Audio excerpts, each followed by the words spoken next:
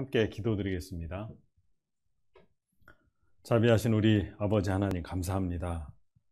하나님을 모르던 이 인생 하나님 불러주셔서 이제 말씀 앞으로 나왔습니다. 각 사람 마음에 참으로 하나님 살아계신과 하나님께서 우리 사람을 향한 그 뜻과 계획이 무엇인지를 잘 깨달아 알 수 있도록 인도해 주시옵소서. 혹 마음이 멀어지거나 그 마음문이 닫히지 않도록 하나님 지켜주시고 또 이 귀한 말씀 놓치지 않도록 끝까지 인도해 주시옵소서. 모든 것 주님께 맡기고 의지합니다. 우리 주 예수님의 이름으로 기도드리옵나이다. 아멘. 자, 코로나 환경 때문에 아마 성경이 익숙치 못하신 분들은 성경 찾기가 좀 쉽지 않을 것 같아요. 그래서 제가 일부러 화면에 성경 말씀을 준비해 놨으니까 각자 성경 찾느라 또 너무 분주할 필요 없이 화면에 말씀을 띄워놓고 같이 시작해 볼까 합니다. 자, 시편 90편 10절 말씀을 좀 같이 잠깐 봅시다. 시편 90편에 보면 하나님께서 이렇게 말씀하셨죠. 우리의 연수가 70이요 강건하면 80이라도 그 연수의 자랑은 수고와 슬픔뿐이요 신속히가니 우리가 날아가나이다. 자, 하나님께서 인생이 무엇인지를 간략하게 이렇게 말씀하셨어요. 우리 한평생 사는 연수가 70, 강건하면 80, 물론 더 오래 사시는 분도 있고 병이나 사고로 조금 더 일찍 돌아가시는 분도 있죠. 그런데 그 속을 들여다보면 그 연수의 자랑은 수고와 슬픔뿐이라고 그랬어요. 인생이 너무나 빨리 지나갑니다. 아마 이 가운데는 내가 태어나고 싶어 태어난 사람은 아무도 없을 겁니다. 그러니까 사실은 우리 스스로는 인생이라는 것이 무엇인지 알기가 참 어려워요. 어떤 분은 내가 다음에 태어나면 남자로 태어나야지. 아니야, 나는 여자로 태어나고 싶어. 근데 그것을 내가 마음대로 정할 수가 없잖아요. 그러니까 이제 태어나는 것부터 내 뜻을 가지고 내 의지대로 내가 목적을 가지고 태어난 것이 아니기 때문에 사실 우리 스스로는 왜 사는지를 잘 모릅니다. 왜 사는지를 몰라요. 물론 이제 행복하게 살기를 원하지만 여기 성경에 말씀하신 대로 수고와 슬픔뿐입니다. 아마 우리가 오랜 동안 못 만났던 친구 만나서 이야기를 나눈다고 했을 때 아마 얘기의 대부분은 고생한 얘기일 겁니다. 그리고 실제로 우리 남자분들 군대에서 고생한 얘기 하기 시작하면요, 야, 그거 아무것도 아니야. 나는 이랬어. 고생한 걸 더 이제 경쟁이 붙죠. 그래서 참 힘든 세월을 겪어온 거 이야기하기 시작하면 너도 나도 다 똑같다는 생각을 해봅니다. 우리 인생이 정말 행복했으면 좋겠는데 수고와 슬픔뿐이요 또 신속기간이 날아가나이다 이렇게 말씀하시잖아요. 그리고 또 그 뒤에 전도서라는 성경에 보면 하나님 이렇게 말씀하셨어요. 만물의 피곤함을 사람이 말로 다 할 수 없다. 피곤하다.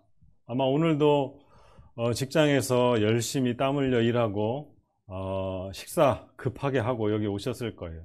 어떤 분은 아마 모르긴 몰라도 식사를 미처 못하고 오신 분도 계실지 모르겠습니다. 우리 인생이 너무나 바빠요. 예전에는 우리 나이가 많은 연세 많으신 어르신들이 주로 피곤하다 이런 얘기를 많이 하셨는데 요즘은 젊었든 나이가 많든 구분이 없습니다. 젊은 사람들도 힘들어요. 쉬운 인생이 하나도 없죠. 저희 할머니가 예전에 저 어렸을 때 그런 기억이 많이 납니다. 저희 할머니는 아침에 딱 일어나시면 머리띠부터 딱 두릅니다. 이제 머리가 아프다는 뜻이에요.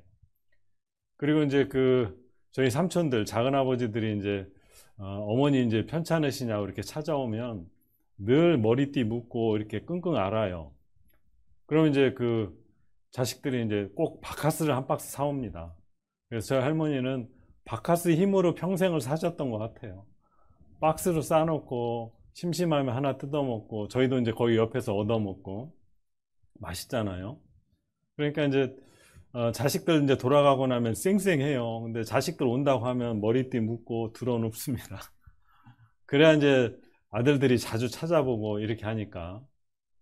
예전에 제가 신문에서 본 것 같아요. 저 전방에서 경계 근무를 쓰던 윤일병이라고 자살을 했는데, 나중에 이제 그 수첩 일기장을 찾아보니까 피곤하다, 하루만 쉬었으면, 이제 그런 내용이 있습니다. 근데 그 윤일병만 그런 것이 아니라 저와 여러분 인생이 그렇습니다. 아마 하루하루 살아가는 게 정말 쉽지 않다, 피곤하다, 며칠만 쉬었으면, 단 하루만이라도 쉬었으면. 이 성경에도 만물의 피곤함을 사람이 말로 다 할 수 없다고 그랬어요. 정말 피곤한 인생입니다.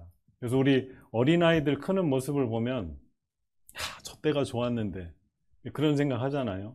우리 학생 때는 빨리 어른이 돼서 나 하고 싶은 대로 막 다 하고 싶었는데, 막상 어른이 되고 보니까 저 뛰어놀 때 어린이 때가 정말 좋았다, 이제 이런 생각을 해봅니다.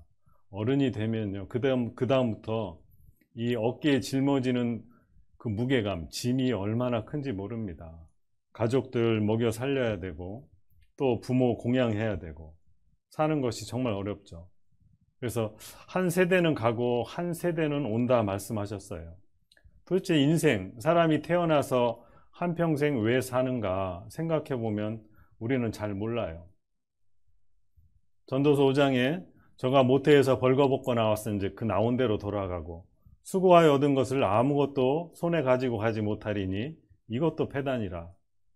바람을 잡으려는 수고, 그것이 사람에게 무엇이 유익하랴, 이렇게 말씀하십니다. 그러니까 해 아래서 사는 우리 인생, 수고가 얼마나 헛된지, 헛되고 헛되며 헛되고 헛되니 모든 것이 헛되도다 그랬어요. 여러분들은 인생 살아보니 어떻습니까? 여기 연세 많으신 분도 계시고 또 젊은 분도 계시는데 다 똑같아요. 살아보면 살아볼수록 헛되다, 정말 부질없다, 내가 왜 사는지 모르겠다, 이런 얘기를 합니다. 우리 여기 나무로 창을 내겠소라는 시가 있습니다. 김상용이라는 시인이 썼는데, 그 시 끝 말미에 이렇게 묻습니다. 왜 사십니까?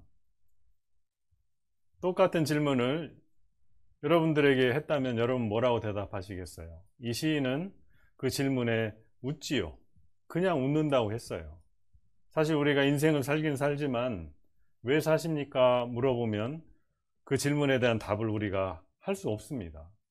내가 태어나고 싶어 태어난 것도 아니고 태어나졌어요. 그러니까 부모님 살아왔던 것처럼 우리도 똑같이 사는 겁니다.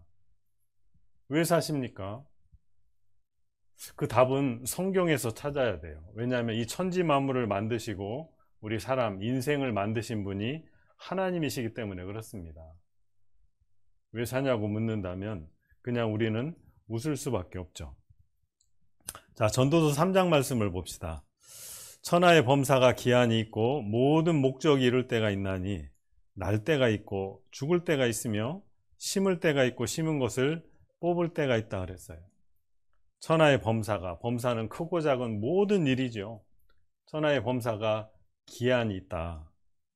그러니까 사람이 태어날 때가 있고 죽을 때가 있죠. 우리 농사를 지어보면 심을 때가 있고 그걸 수확할 때가 분명히 옵니다.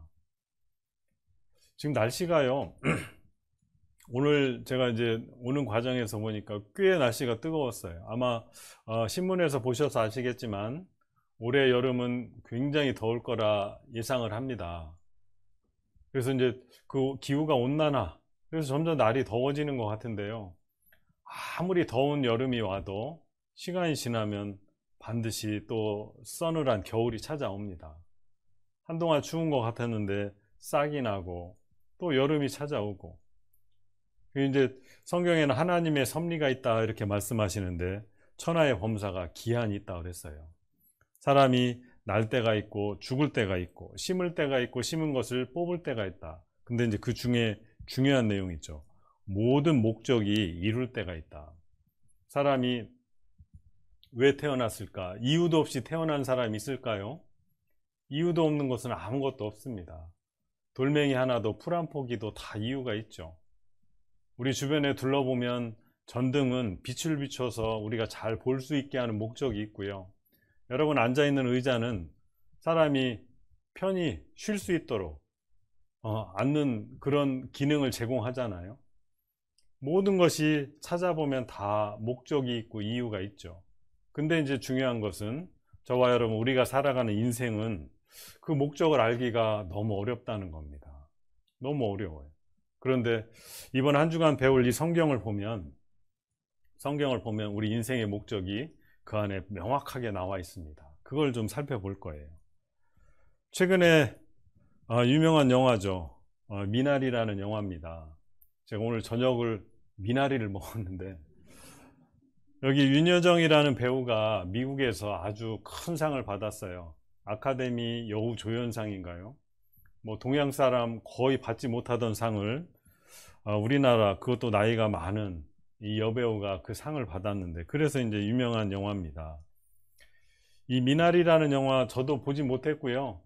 신문에, 방송에 이제 소개된 내용을 잠깐 저도 이렇게 전해드려 보면, 이제 한국 이민 가족입니다. 여기 아버지, 저 아내, 딸하고 이제 아들이 있는데, 이 가족이 미국에 이민을 가서 그 미국에서도 어떤 농촌에 이제 정착을 하는, 이제 그러는 가운데 이 손녀하고 손자하고 돌봐줄 이 친정 엄마죠. 이 딸의 친정 엄마를 한국에서 초청을 해서 이제 한 집에 같이 살아가는 가운데 이제 여러 가지 겪는 그 한국의 이민자 가정에 대한 이야기를 다루는 것이 이제 이 미나리 영화입니다. 그래서 윤여정이 이 영화를 가지고, 영화 때문에 이제 큰 상을 받게 되는데, 상을 받고 나서 이 외국의 많은 이제 인터뷰에 응하는데 그 내용을 잠깐 소개해 드려 보겠습니다. 이제 윤여정 그 여배우에게 물었어요. 이제 미나리에 여기서 이제 할머니 역으로 나오거든요. 여기 손녀가 있고 손자가 있는데 할머니 역으로 나오는데, 당신 할머니에 대해서 생각했나요? 이렇게 물었어요. 그랬더니 윤여정이 대답을 하죠. 전 영화를 찍는 동안 저의 증조 할머니에 대해서 많이 생각했습니다. 제가 60살이 될 때까지, 60이 넘을 때까지 얼마나 멍청했는지 깨닫지 못했었죠. 어느 날 전 깨닫게 되었습니다. 갑자기 할머니에 대한 모든 기억들이 떠오르더군요. 아, 내가 할머니께 정말 못되게 굴었었구나. 그때부터 전 매일 밤 할머니를 위해 기도했어요. 용서를 빌었어요. 할머니를 좋아하지 않았던 제가 얼마나 멍청했었는지, 할머니의 희생과 사랑을 알아채지 못했었는가. 이게 이제 후회스럽다는 거죠. 저는 한국전쟁 바로 직전에 태어났어요. 제 할머니는 전쟁 중에 돌아가셨습니다. 하지만 증조 할머니는 제가 10살 때까지 살아 계셨다는 거예요. 그래서 전 할머니가 아닌 증조 할머니에 대한 기억만 가지고 있습니다. 이 전쟁이 끝나고 한국에는 모든 것이 부족했죠. 충분한 물이 공급되지 않았고, 그래서 각 가정에는 일정한 양의 물만 제공되었습니다. 할머니는 물을 아끼려고 다른 사람이 사용하고 난 물로 본인이 씻으셨어요. 전 그걸 보며 너무 더럽다고 느꼈어요. 위생적이지 않다고 생각했죠. 그래서 전 할머니를 좋아하지 않았어요. 할머니는 저희를 위해서 물을 아꼈던 것인데 말이죠. 다른 사람들 사용하게 하려고요. 그리고 할머니는 항상 배고프지 않다고 말씀하셨어요. 그래서 전 진짜 할머니가 배고프지 않으신 줄 알았어요. 네, 당연히 그때는 모든 것이 부족했어요. 할머니는 점심이나 뭐 그런 식사를 건너뛰셨어요. 저희들을 좀 더 먹이시려고요. 전 그때는 그런 줄 몰랐습니다. 그게 너무 마음이 아파요. 할머니에 대해서 이야기할 때마다 연기가 아니라 진짜 마음이 너무 아픕니다. 제가 9살, 10살 때쯤이었을 때 저의 멍청함과 무지 때문이에요. 그래서 이제 이 기자가 이제 이렇게 얘기하죠. 이 영화를 통해서 부모님이나 조부모님이 어떤 삶을 살았는지 돌아보게 하는 그런 영화였다고. 근데 이 윤여정 씨가요, 이 미나리라는 영화로 상 받기 수년 전에 TV에서 한번 인터뷰한 내용이 있었는데, 그 내용을 같이 한번 이어서 봅시다. 이 윤여정 배우가 얘기하죠. 아쉽지 않고 아프지 않은 인생이 어디 있어. 다 아프고 다 아쉬워. 세월이 가며 윤여정이 배운 것은 하나씩 내려놓고 포기할 줄 알게 되는 것이었다. 60이 되어도 인생을 몰라요. 여러분 이거 공감되지 않으세요? 내 나이 70이 돼도 80이 돼도 인생이 뭔지 알겠어요? 왜 사십니까? 그냥 웃을 수밖에 없어요. 내가 처음 살아보는 거잖아. 나 67살이 처음이야. 내가 알았으면 이렇게 안 하지. 우리 인생이 얼마나 후회스러운지 모릅니다. 근데 이럴 줄 알았으면 이렇게 안 살았을 텐데. 저 인간 만나가지고 고생 하잖아요. 누구나 처음 태어나 처음 살아보는 인생. 그래서 아쉬울 수밖에 없고 아플 수밖에 없고 계획을 할 수가 없다고 고백을 합니다. 그냥 사는 것이다. 그나마 할 수 있는 것은 하나씩 내려놓는 것, 포기하는 것, 나이 들면서 붙잡지 않는 것이다. 이런 얘기를 했어요. 여러분들은 어떤 생각이 드십니까? 내가 인생을 2번 사는 거라면 이렇게 안 살 것 같은데. 다 처음 사는 인생입니다. 인생이 뭔지도 몰라요. 어떻게 살아야 될지도 모르고 어디로 가고 있는지도 몰라요. 그래서 어떤 사람은 인생이 나그네 인생이라고 그렇게 노래를 하잖아요. 어디서 와서 어디로 가는지 그 모르는 인생. 나그네 길, 집을 떠나서 낯선 곳에 가서 한 바퀴 돌다 이제 집으로 돌아오는 그런 나그네 인생이라고 그랬어요. 성경에 보면 요셉이라는 사람이 내 나그네 길의 세월이 130년입니다. 그런 고백을 합니다. 아마 여러분들도 똑같지 않겠습니까? 내가 사는 인생 어디선가 왔는데 살다가 또 어디론가 가잖아요. 그러니까 누구나 다 인생을 생각해 보면 나그네 인생이라는 생각을 해봅니다. 성경에도 인생의 연수가 70이요 강건하면 80이라도 신속히 날아간다 그랬어요. 어디서 와서 어디로 가는 걸까? 사람이 인생을 사는데 가장 중요한 주제 하나를 꼽으라 그러면 죽음일 겁니다. 죽음. 수년 전에 유행했던 노래인데요. 한번 이걸 잠깐 들어보실까요? 60세 저 세상에서 날 데리러 오거든. 아직은 젊어서 못 간다고 전해라. 70세 저 세상에서 날 데리러 오거든. 할 일이 아직 남아 못 간다고 전해라. 80세에 저 세상에서 날 데리러 오거든. 아직은 쓸만해서 못 간다고 전해라. 아이고 이런 손녀딸 하나 있었으면 좋겠죠. 아주 예뻐요. 정말 뭐 아직 젊어서 못 가고 있습니까? 아니면 쓸만해서 못 가고 있나요? 그 노래 가사말이 아직 못 가겠다는 거예요. 나 지금 할 일도 많고 나 아직 죽을 때가 아니라는 거죠. 제가 예전에 어떤 분하고 이렇게 이야기를 나누는데 이제 몸에 큰 중병이 들어서 병원에서 이제 오래 살지 못하겠다는 이야기를 들었어요. 근데 그 어르신이 이제 그분이 이제 그런 얘기를 하더라고요. 내 아들이 결혼하는 것만 보고 죽었으면 좋겠다. 근데 다행히 그때까지 사셨어요. 그래서 아들이 결혼하는 걸 보고 그 다음에 이제 말이 바뀌더라고요. 내가 손주만 보고 죽었으면 좋겠다. 근데 진짜 손주를 봤어요 또. 그러니까 말이 또 바뀌어요.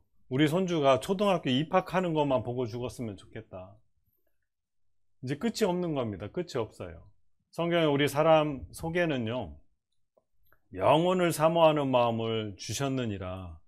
우리 사람은 누구나 다 영원히 살고 싶은 마음이 있어요. 영원히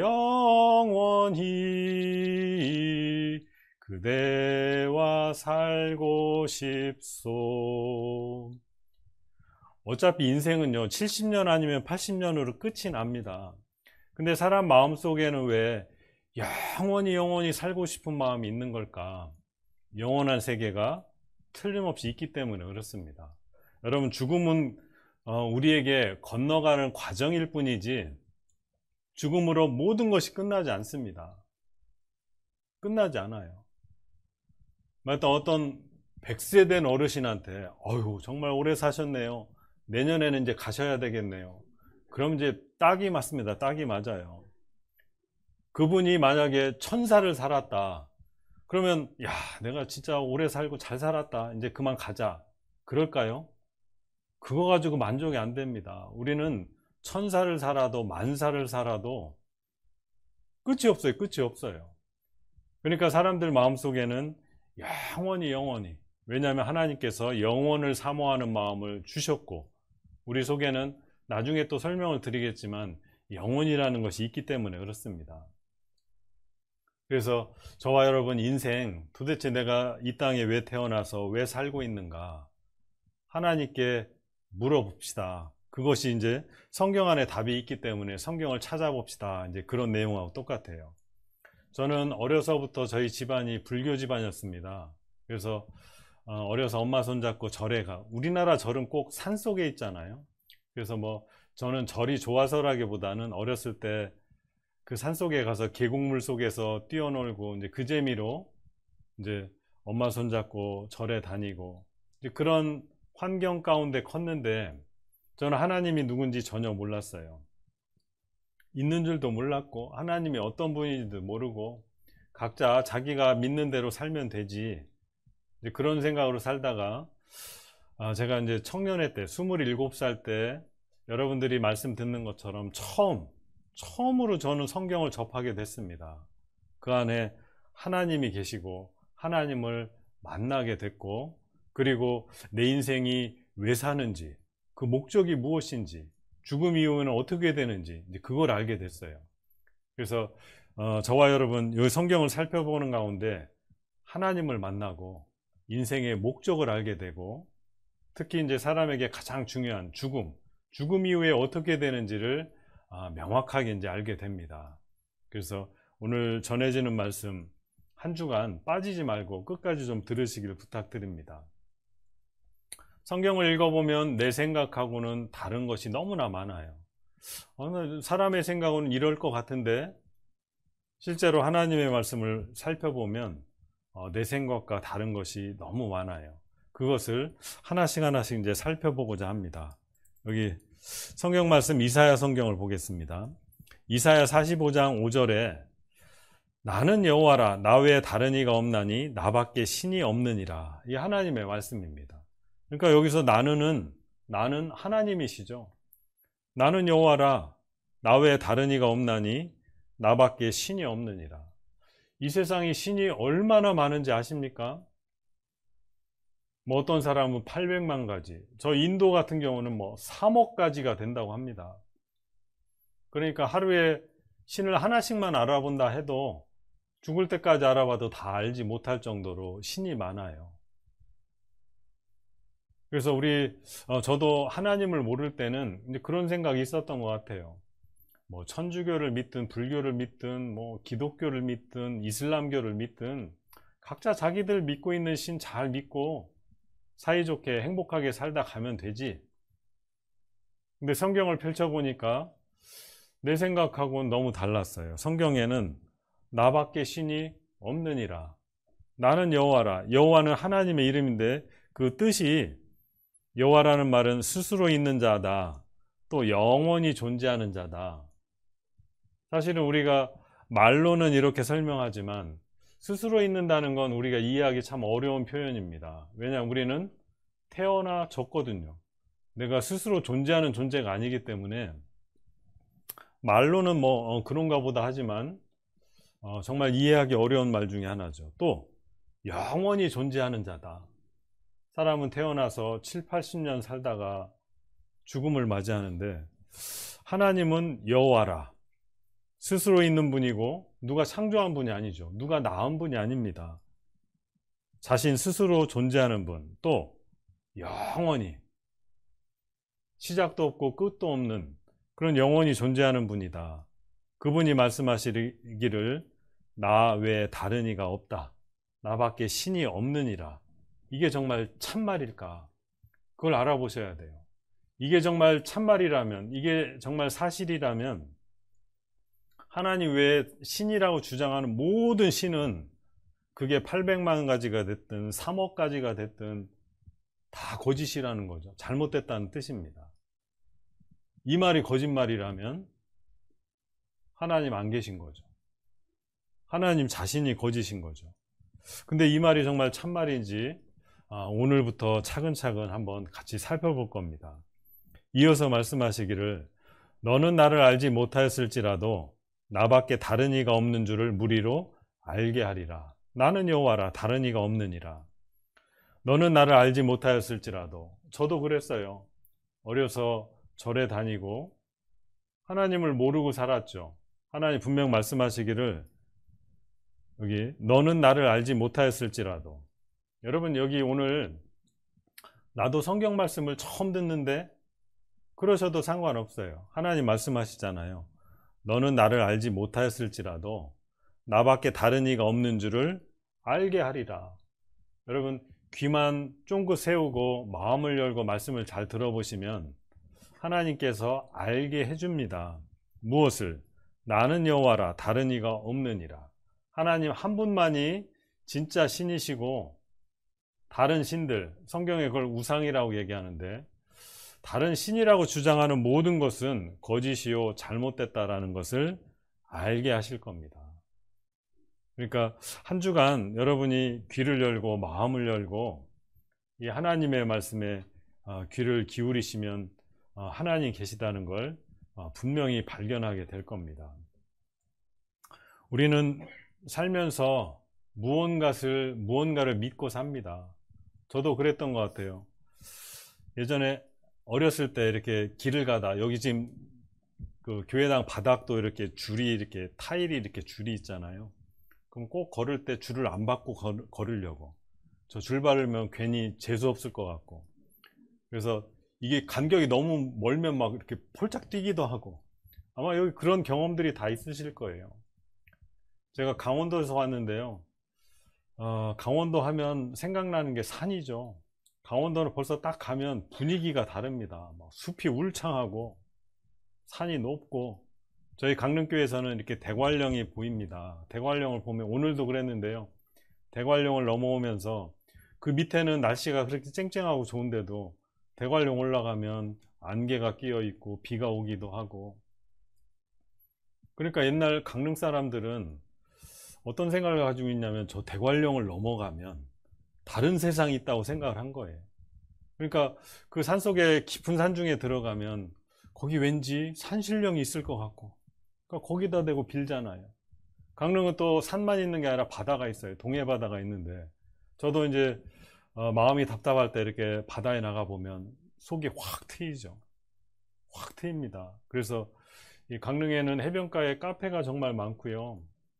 서울 사람들이 그 비싼 차비를 들여서 거기까지 와가지고 바다를 보면서 커피 한 잔 먹고 집으로 가요. 그래서 이번 코로나 기간 동안 강릉이라는 도시는 굉장히 수혜를 많이 받습니다. 뭐 각지에서 막 커피 한 잔 먹으려고 거기까지 다 와요. 그래서 강릉이 이제 좋아진 건 그런 건 있어요. 술집이 많이 없어졌습니다. 카페로 다 바뀌니까 막 술 먹고 흥청망청하는 모습들은 보기가 이렇게 흔치는 않아요. 그래서 그런 면에서는 참 좋아졌는데 어쨌든 바다를 보면요 그 속에 뭐가 있을 것 같아요. 게다가 배를 타고 한 시간 정도 나가잖아요. 그럼 뭐 앞뒤 어디를 봐도 바다밖에 보이지 않는. 근데 이제 풍랑이 일기 시작하면 마음이 불안해지고 그 바닷속에 누군가를 향해서 이제 기도를 하게 돼 있어요. 살려달라고. 여러분 바다 한복판에 그것도 캄캄한 밤에 한번 나가보세요. 어떤 경외감도 생기고 그 바닷속에 뭔가 있을 것 같아요. 그러니까 용왕신이라고 빌고 사람은 신을 찾고자 하는 마음이 다 있습니다. 그런데 하나님께서는 성경에 말씀하시죠. 나 외에 다른 신이 없다는 것을 알게 하리라. 나는 여호와라. 나밖에 신이 없느니라. 너희가 이제껏 알지 못하고 살았을지라도 내가 하나님께서 알게 하리라 이렇게 말씀하십니다. 세상 천지에 나밖에 신이 없다고 말씀하시죠.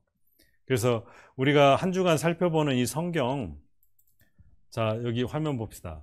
이 성경은요, 우리가 여호와의 책이라 이렇게 얘기합니다. 여호와는 하나님의 이름이죠. 여호와의 책, 하나님의 말씀이다. 하나님 자신을 계시하는 책이다 이렇게 얘기합니다. 이 계시라는 말이 좀 어려운 한자 말인데 열어서 보여준다, 깨우쳐 보여주고 가르쳐 알게 한다 이런 뜻입니다. 하나님께서는 이 성경을 통해서 자기 자신을 나타냅니다. 신이란 무엇인가? 사람들이 묻잖아요. 정말 하나님 계실까? 어떤 사람은 무조건 믿어라. 이 사람은 알고 믿어야겠다. 무조건 믿어라. 가끔 그런 분들이 계시더라고요. 아니 믿어. 그냥 믿어. 아니야. 아니라고 하잖아요. 여러분 덮어놓고 믿는 건 그건 잘못된 믿음입니다. 그래서 성경에 우리 교회 다니시는 분들이 하나님 믿는다는 사람들이 이 믿는다는 말을 정말 많이 씁니다. 근데 정작 믿는다는 게 뭡니까? 이렇게 물어보면 믿는 게 믿는 거지 설명하기가 좀 애매하고 어려워요. 이 믿는다는 뜻을 다른 쉬운 말로 한번 풀어서 설명을 드린다면 사실로 인정한다는 뜻입니다. 그러니까 보십시오. 하나님을 믿는다. 이건 눈에 보이지 않는 하나님이 참으로 존재한다. 하나님 계신 것이 사실이다. 그것이 이제 하나님을 믿는다는 뜻이에요. 그러니까 이 믿는다는 말은 보이는 거에는 쓰지 않죠. 보이지 않는 어떤 신적인 존재, 그 보이지 않는 것에 이제 믿는다는 말을 씁니다. 하나님을 믿는다. 하나님 우리 눈으로 볼 수 없지만 하나님 계신 것이 정말 사실이다. 그게 이제 믿는다는 뜻이에요. 신은 있다, 없다. 하나님 계시다, 없다. 아마 둘 중에 하나일 겁니다. 하나님이 있거나 하나님 없거나 둘 중에 하나지. 있기도 하고 없기도 하고 그럴 수는 없잖아요. 둘 중에 하나일 거예요. 어떤 사람 믿습니다. 근데 성경에는 잘못된 믿음이 있다고 말씀하십니다. 첫 번째가 맹신이에요. 맹신. 이 맹자가 맹인, 앞을 못 본다는 뜻이잖아요. 그리고 또 하나 잘못된 믿음, 미신. 이 미자가 혼미할 미자입니다. 잘 모르는데 믿고 덮어놓고 믿고, 그런 믿음은 잘못된 믿음이에요. 그러면 성경에서 하나님 말씀하신 올바른 믿음은 어떤 믿음일까? 알고 믿는 겁니다. 여러분, 이 믿음은 알아야 믿을 수가 있습니다. 그래 고린도전서에도 로마서에도 믿음은 들음에서 나며 들음은 그리스도의 말씀으로 말미암았느니라는 말씀이 있는데, 여러분 성경 말씀을 들어보고 알아보고 그리고 믿는 믿음을 성경에서 바른 믿음이다 이렇게 말씀하세요. 알고 믿는 믿음, 그것을 우리가 확신이라고 합니다. 그래서 하나님을 믿으려면 먼저 알아봐야 됩니다. 하나님이 정말 계신지, 그리고 하나님은 어떤 분인지, 우리 사람의 눈으로 볼 수 있는 분인지 없는 분인지 먼저 알아봐야죠. 알아봐야 하나님을 믿을 수 있습니다. 그래서 오늘부터 시작해서 한 주간 하나님의 말씀을 알아보고 하나님의 말씀을 확인해 보려 합니다. 요한복음 1장 1절에 이 말씀은 곧 하나님이시니라. 여러분, 이 성경, 하나님의 말씀이라는 이 성경 속에 하나님의 말씀이 가득 기록되어 있는데, 하나님이 이렇게 말씀하셨어요. 이 말씀은 곧 하나님이시니라. 이 말씀이 하나님이십니다. 그러니까 말씀을 알아보고 또 확인해보고, 정말 사실일까? 처음에 그런 마음으로 알아봤는데 알아봤더니 참으로 사실이더라. 그 말은 이 말씀이 곧 하나님이시기 때문에 하나님이 정말 계시다. 하나님 계신 것이 틀림없다. 우리가 그렇게 인정할 수 있는 거죠. 그 인정하는 것이 곧 믿음입니다. 그래서 성경에는 이 말씀, 하나님을 증거하는 그 내용이 가득 담겨 있어요. 데살로니가 후서 1장 10절에 우리의 증거가 너희에게 믿어졌습니다.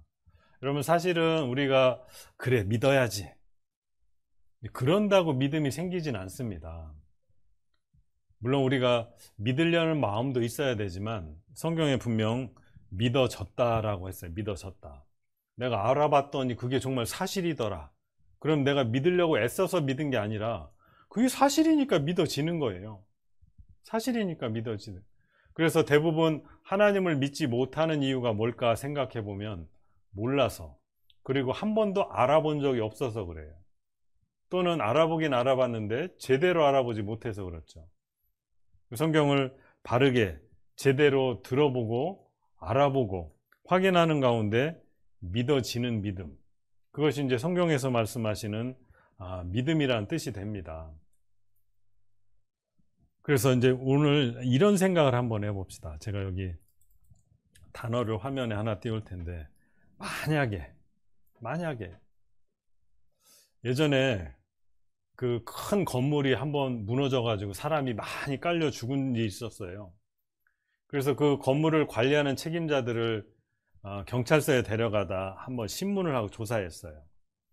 아니, 당신들 이 건물이 금이 가고 막 무너질지 모르는 그런 상황이었는데 왜 그 안에 있는 직원들을 대피시키지 않았어? 그래서 많은 사람이 죽었지 않소? 그랬더니 이제 그 사람들이, 그 책임자들이 그런 얘기를 하는 거예요. 아이, 설마 이 건물이 얼마짜린데 이게 무너지랴. 그래서 그랬죠. 아니, 그러면 왜 사장님하고 저 높은 분들은 왜 미리 대피시켰어? 혹시 무너질지 몰라서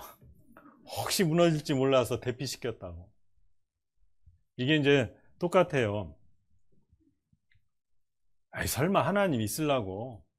뭐 우리 주변에 안 믿고 사는 사람도 많잖아. 안 믿고도 뭐 잘 사는 사람들도 있던데. 아이, 설마 하나님 있으려고. 저 사람도 안 믿고 살아가는데 나도 안 믿고 살지. 근데 그러다가 죽음 건너가서 하나님을 만나면 그 사람은 엄청나게 당황을 할 겁니다. 혹시 하나님이 계시면 어떻게 할 거예요? 혹시. 우리 흔히 쓰는 말 중에 설마가 사람 잡는다 이런 말이 있어요. 아, 설마 하나님 있으려고?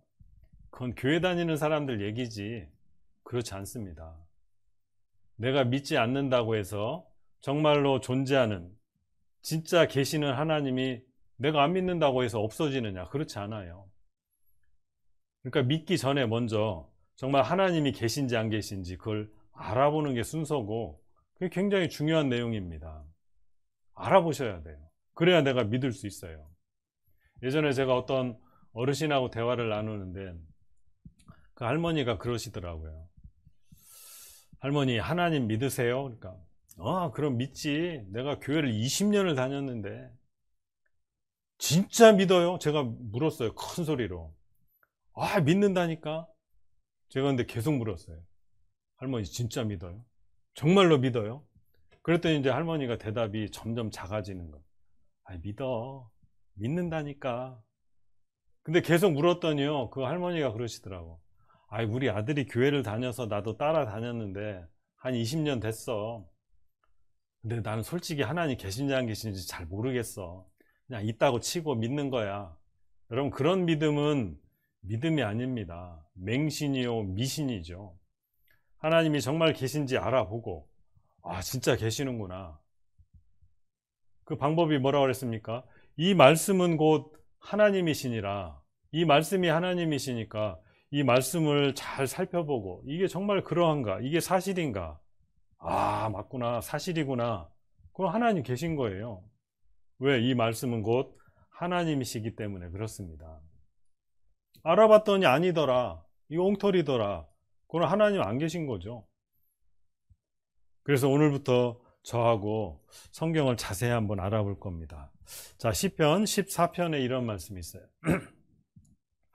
어리석은 자는 그 마음에 이르기를 하나님이 없다 하도다.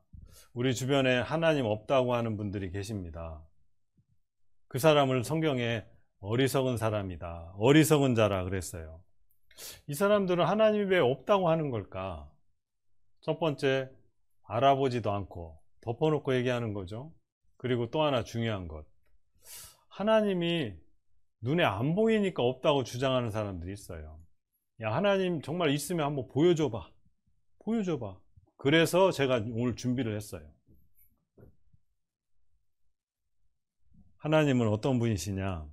요한복음 4장 24절에 하나님은 영이시니, 이 영이라는 말이 신령 영자를 쓰는데 눈에 보이지 않는다 이런 뜻입니다. 그러니까 하나님 눈에 안 보이는데 자꾸 보여달라고 하면 이제 헛것을 보게 되고 이제 잘못 알게 되는 겁니다. 그러니까 하나님은 눈으로 보고 확인하는 분이 아니라는 걸 알고 시작하셔야 돼요. 알고 시작해야 돼요. 보이지 않으니까 없다? 그건 어리석은 자입니다.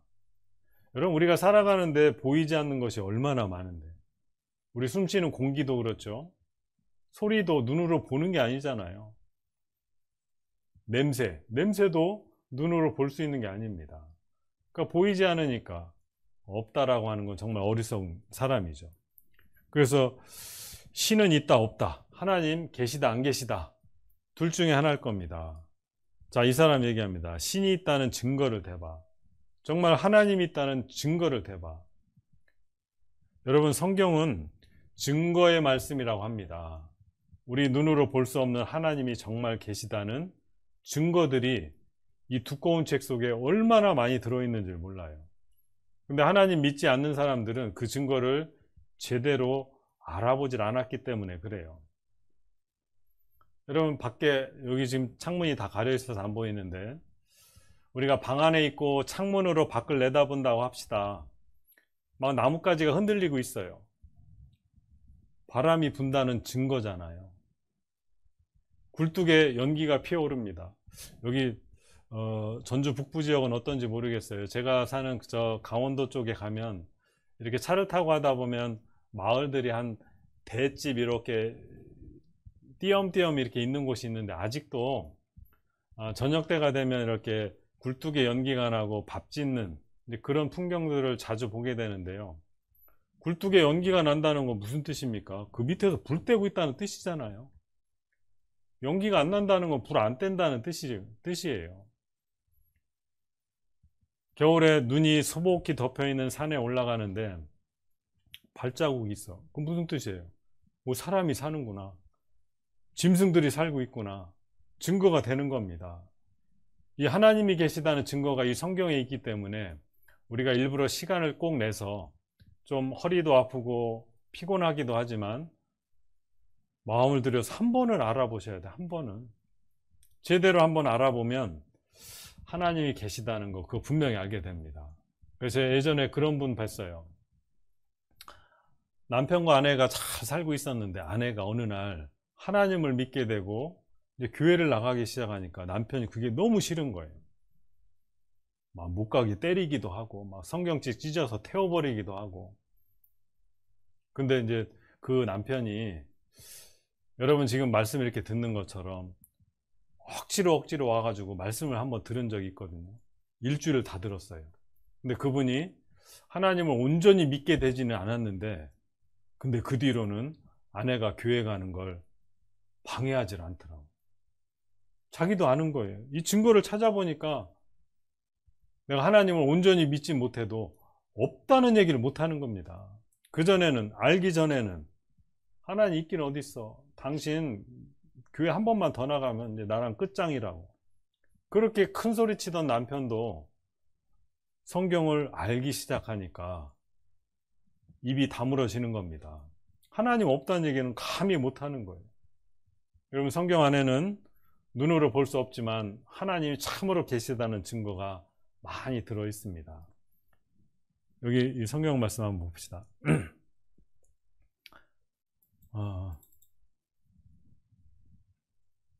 자, 성경이 어떤 책인가 제가 한번 소개해 드려 보겠습니다.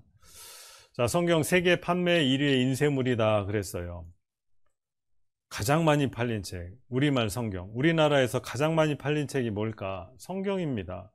이 1992년 신문인데 6천만 부. 그러니까 지금 우리 시대에는 아마 1억 부가 넘어도 훨씬 넘었을 거예요. 왜냐하면 제가 이때 당시 성경이 집에 한 권밖에 없었는데 지금은 제 것만 해도 한 10권이 넘거든요.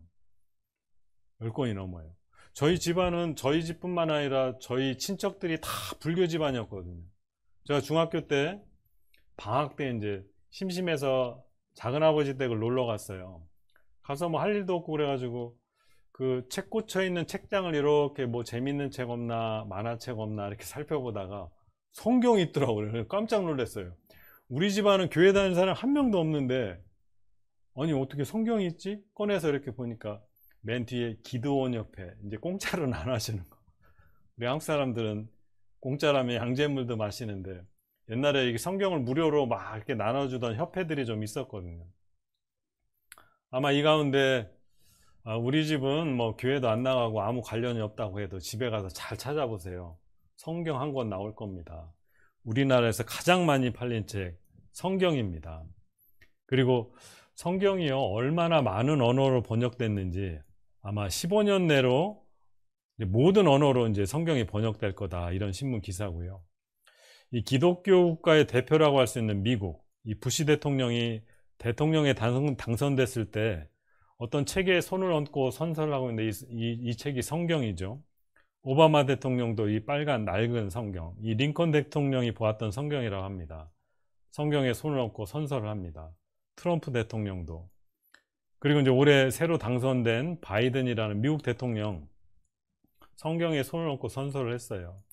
선서 맨 끝에 Help me God이라고 이제 외치고 끝나는데, 이 우리나라도 역대 대통령 보면 제가 이렇게 보니까 제일 해먹기 힘든 직업이 대통령인 것 같아요. 잘해도 욕먹고 못해도 욕먹고, 대통령 끝내고 나오면 전부 다 감옥에 들어가고, 아마 미국은 더 골치 아프지 않겠어요? 전 세계를 상대로 하니까. 그러니까 하나님, 내가 좀 부족합니다. 건강도, 이 바이든 대통령이 나이가 많거든요. 그러니까 내가 미국을 바르게 다스릴 수 있도록 하나님 도와주십시오. 그러고 이제 선서를 마쳐요. 사람의 힘으로 대통령직을 제대로 할 수 있을까? 안 되거든요. 미국의 대통령도 하나님 나를 도우소서, 그렇게 기도하는 마음으로 선서하잖아요. 이 성경이 어떻게 기록된 책일까? 이 성경은 하나님이 불러준 대로 받아 기록한 책입니다. 그걸 성경이라고 해요. 받아 적은 거죠. 예전에는 인쇄술이 발달되지 않았을 때 이렇게 사람이 일일이 다 옮겨 적었죠. 그 내용을 보면 이 성경은 굉장히 오래된 책입니다. 올해가 2021년인데 쭉 옛날로 거슬러 올라가서 BC 1500년, 그러니까 지금으로부터 약 한 3500년 전이죠.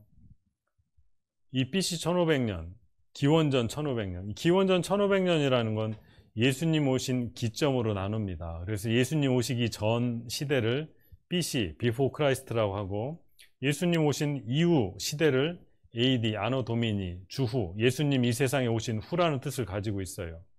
그래서 BC 1500년부터 AD 100년, 약 1600년 동안 기록된 책이 성경입니다. 성경은 구약 성경과 신약 성경으로 나뉘는데, 구약 성경이 39권이요, 신약 성경이 27권입니다. 이 책의 저자는 하나님이시고, 하나님이 불러준 대로 기록한 기자들이 약 40여 명이 되는데, 장소도 다 떨어져 있어요. 그런데 내용이 다 통일돼 있죠. 이 성경의 내용을 보면 역사의 시작부터 끝까지, 종말까지 다 기록돼 있어요. 현재 현존하는 최고의 성경, 가장 오래된 성경이 어디에서 발견됐느냐? 이스라엘에 가면 사해라는 곳이 있는데, 거기에서 이제 지금으로부터 한 2300년 전 굉장히 오래된 성경이 발견됐어요. 이런 항아리 단지 안에 담겨 있는 양피지라고 하죠. 옛날에는 종이가 없었으니까 양을 잡아서 양 가죽을 얇게 벗기고 거기에 이제 먹물로 기록을 하는 겁니다. 그러니까 이렇게 다 부서져서 막 없어지기도 하고, 그 조각을 지금 맞추고 있는 장면이죠. 우리가 지금 보고 있는 성경하고 이 오래된 성경하고 내용을 비교해 보면 똑같아요. 이 사람은 정말 돋보기 가지고 자세히 들여다보고 있죠. 여러분, 성경을 이렇게 보셔야 됩니다. 우리나라에 들어온 성경 1882년 누가복음이 최초로 한글로 이제 소개가 되기 시작해서, 여기 보시면 옛날 오래된 고어체로 쓰여진 성경들, 뭐 발음도 하기가 힘들지만 내용은 우리가 보고 있는 성경하고 똑같습니다. 이 성경에는 천지 만물이 어떻게 생겨났는지 자세히 말씀하고 계시고, 또 인류의 역사, 이 태초에 어떤 일이 있었고 이 세상이 언젠가는 또 끝이 납니다. 여러분, 우리 인류 역사가 영원히 이어지지 않아요. 끝이 납니다. 그리고 각 사람, 저와 여러분, 우리의 인생도 여기에 담겨져 있죠. 성경을 보면요, 인생의 목적이 뭐고, 태어나서 어떻게 살고, 왜 고생을 하고, 하나님 다 말씀해 주셨어요. 우리 여기 어르신들 중에는 혹시 옛날에 점치러 가보신 적 있는지 모르겠어요. 여러분, 점치러 갈 필요 없습니다. 여러분, 성경을 보면 여러분들 돗자를 깔아놓고 다 할 수 있어요. 다 할 수 있어요. 인생은 고생, 수고와 슬픔뿐이잖아요. 누가 오면 얘기해 주세요. 당신 고생뿐이죠? 다 예, 그러죠. 인생 7, 80년으로 끝나죠? 예.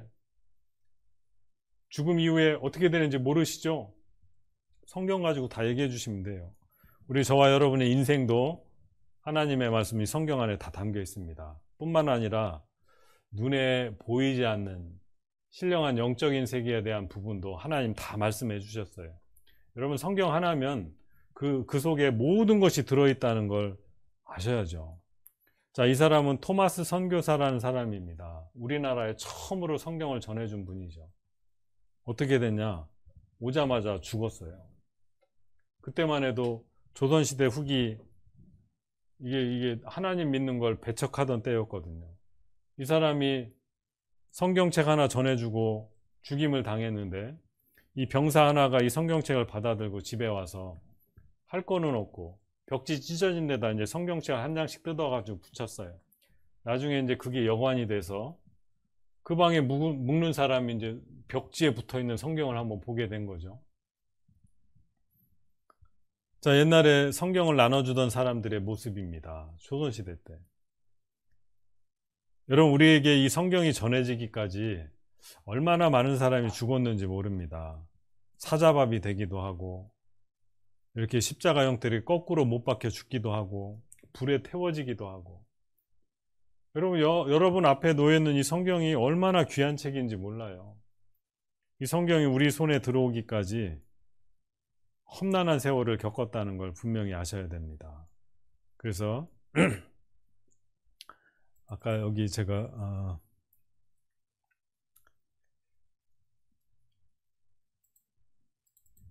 이사야 41장 말씀 잠깐 같이 봅시다. 자, 이사야 41장에 하나님 이렇게 말씀하셨어요. 나 여호와가 말하노니 너희 우상들은 소송을 일으키라. 야곱의 왕이 말하노니 너희는 확실한 증거를 보이라. 자, 여호와는 하나님이십니다. 나 여호와가 말씀하셨어요. 너희 우상들은, 이 성경의 우상은 누구를 설명하냐면 신이 아닌데 자기가 신이라고 주장하는 그 모든 것들을 성경에서는 우상이라고 얘기합니다. 하나님 말씀하시기를 너희 우상들아 소송을 일으켜라. 이 소송이라는 건 법정에 가서 누가 맞고 틀리는지, 누가 옳고 그른지를 따져보자는 거예요. 판결을 내보자는 겁니다. 야곱의 왕이 말하노니, 하나님 말씀하십니다. 너희가 누굽니까? 우상들이 누구라고요? 신이 아닌데 내가 신이다 라고 주장하는 그 많은 것들, 너희는 확실한 증거를 보이라. 하나님께서도요, 너희들이 정말 신이라면 신이라는 확실한 증거를 보이라 그랬어요. 하나님이 이렇게 말씀하신다는 건 자기 자신, 하나님도 증거를 보여줄 테니 너희도 정말 신이라면 신이라는 증거를 보이라, 이렇게 말씀하시는 거죠. 그 뒤에 이어서 말씀하시기를 장차 당할 일을 우리에게 진술하라. 또 이전 일에 어떠한 것도 고하라. 우리가 연구하여 그 결국을 알리라 그랬어요. 자, 사람이 할 수 없는 일이 뭐냐면 장차 당할 일, 앞으로 일어날 일. 그 사람이 할 수 없잖아요. 만약에 1시간 뒤에 또는 내일 모레 무슨 일이 있을지 안다면 아마 여기 계신 분들 다 부자 됐을 거예요. 어디 땅이 나중에 값이 오를지 그거 다 알고 미리 사면 다 부자 되죠, 다. 근데 사람은 몰라요, 그걸. 몰라요. 그러니까 사고를 당하잖아요. 최근에 제가 신문을 보니까 뭐 기가 막힌 사고들이 많아요. 지금 언뜻 기억나는 거는 50대 여자분이 엊그제 개한테 물려 죽었잖아요. 개한테 물려 죽었어요. 아니, 개한테 물려 죽을 줄 알았으면 집 밖으로 나갔겠어요? 안 나가죠. 모르니까 사고를 당하는 겁니다. 또 기억나는 기가 막힌 사고. 어떤 분이 아파트 밑에를 이렇게 지나가다가 40대 남자분인데 그 옥상에서 애들이 놀다가 벽돌을 하나 집어 던졌는데 하필 거기 가다 맞았어요. 죽었어요. 집에 처자식 있는데. 아니, 거기 지나가다가 벽돌 떨어질 걸 알았다면 거길 누가 지나갔겠어요? 사람은요, 장래일을 알 수 없습니다. 1시간 후, 1분 후에 무슨 일이 있을지 아무도 몰라요. 그런데 하나님 말씀하시죠. 너희가 신이라고 그럼 장차 당할 일을 우리에게 말해봐라. 또 이전 일에 어떠한 것도 고하라. 이전 일이라는 거 옛날 일. 뭐 우리 어렸을 때 그런 일 말고 태초에 이 세상이 시작됐을 때, 자, 우리나라가 예전에는 조선시대, 고려시대, 삼국시대, 고조선, 그 이전에는 뭐가 있었냐는 거예요. 모르죠. 여러분, 고조선이라는 나라도 일부 약간의 기록만 가지고 아는 거지, 그 나라에서 무슨 일이 있었는지 자세히 알지 못합니다. 하물며 그 이전에는 뭐가 있었는지 전혀 모르죠. 그러니까 너희들이 정말 신이라면 장차 당할 일을 말해보고 이전 일, 옛날 그 옛날에 어떤 일이 있었는지 이야기해보라. 우리가 연구하여 그 결국을 알리라. 자, 하나님께서 정말 신이라면 누가 진짜 신인지를 여기 말씀해 주셨어요. 장차 당할 일, 그 이전 일, 그 두 가지를 이야기하면 우리는 어떻게 해야 되느냐? 자세히 연구하는 거죠. 정말 이게 사실인지 아닌지 따져보고 확인해보고, 아, 이게 신이 아니구나, 엉터리구나, 아, 이게 진짜 신이구나, 이게 하나님이구나, 그 결국을 알리라 말씀하셨습니다. 혹 장래사를 보이며 후래사를 진술하라. 너희의 신됨을 우리가 알리라. 여러분, 성경을 자세히 보기 전에는 누가 하나님인지 잘 모릅니다. 저 산속에 있는 분인지, 저 바닷속에 있는 분인지, 누가 신인지 잘 몰라요. 그러니까 덮어놓고 비는 거죠. 예전에 우리 어르신들 저 장독대 위에다가 냉수 한 그릇 떠놓고 빌었어요. 우리 가족 잘 되게 해달라고. 천지신명이요. 하늘과 땅 사이에 어떤 신이 있기는 있는 것 같은데 난 잘 모르니 신이 있거들랑 나를 좀 도와주십시오. 그렇게 기도했어요. 그런데 하나님께서 그 신을 나는 여호와라. 내가 너희에게 알게 하리라.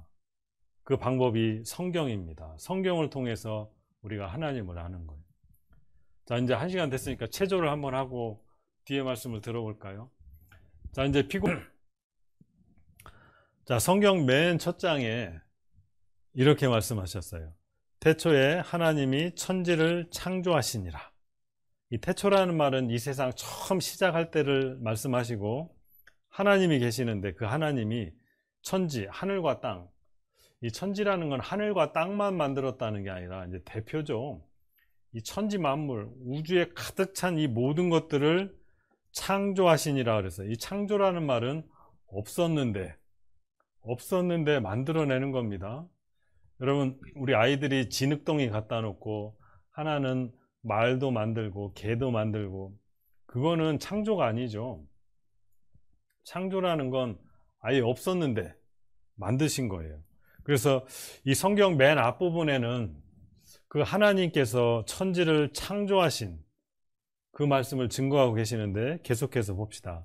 창세기 1장 3절에 하나님이 가라사대, 이 가라사대라는 말을 우리가 평소에 쓰지 않지만 말씀하시기를, 그런 뜻입니다.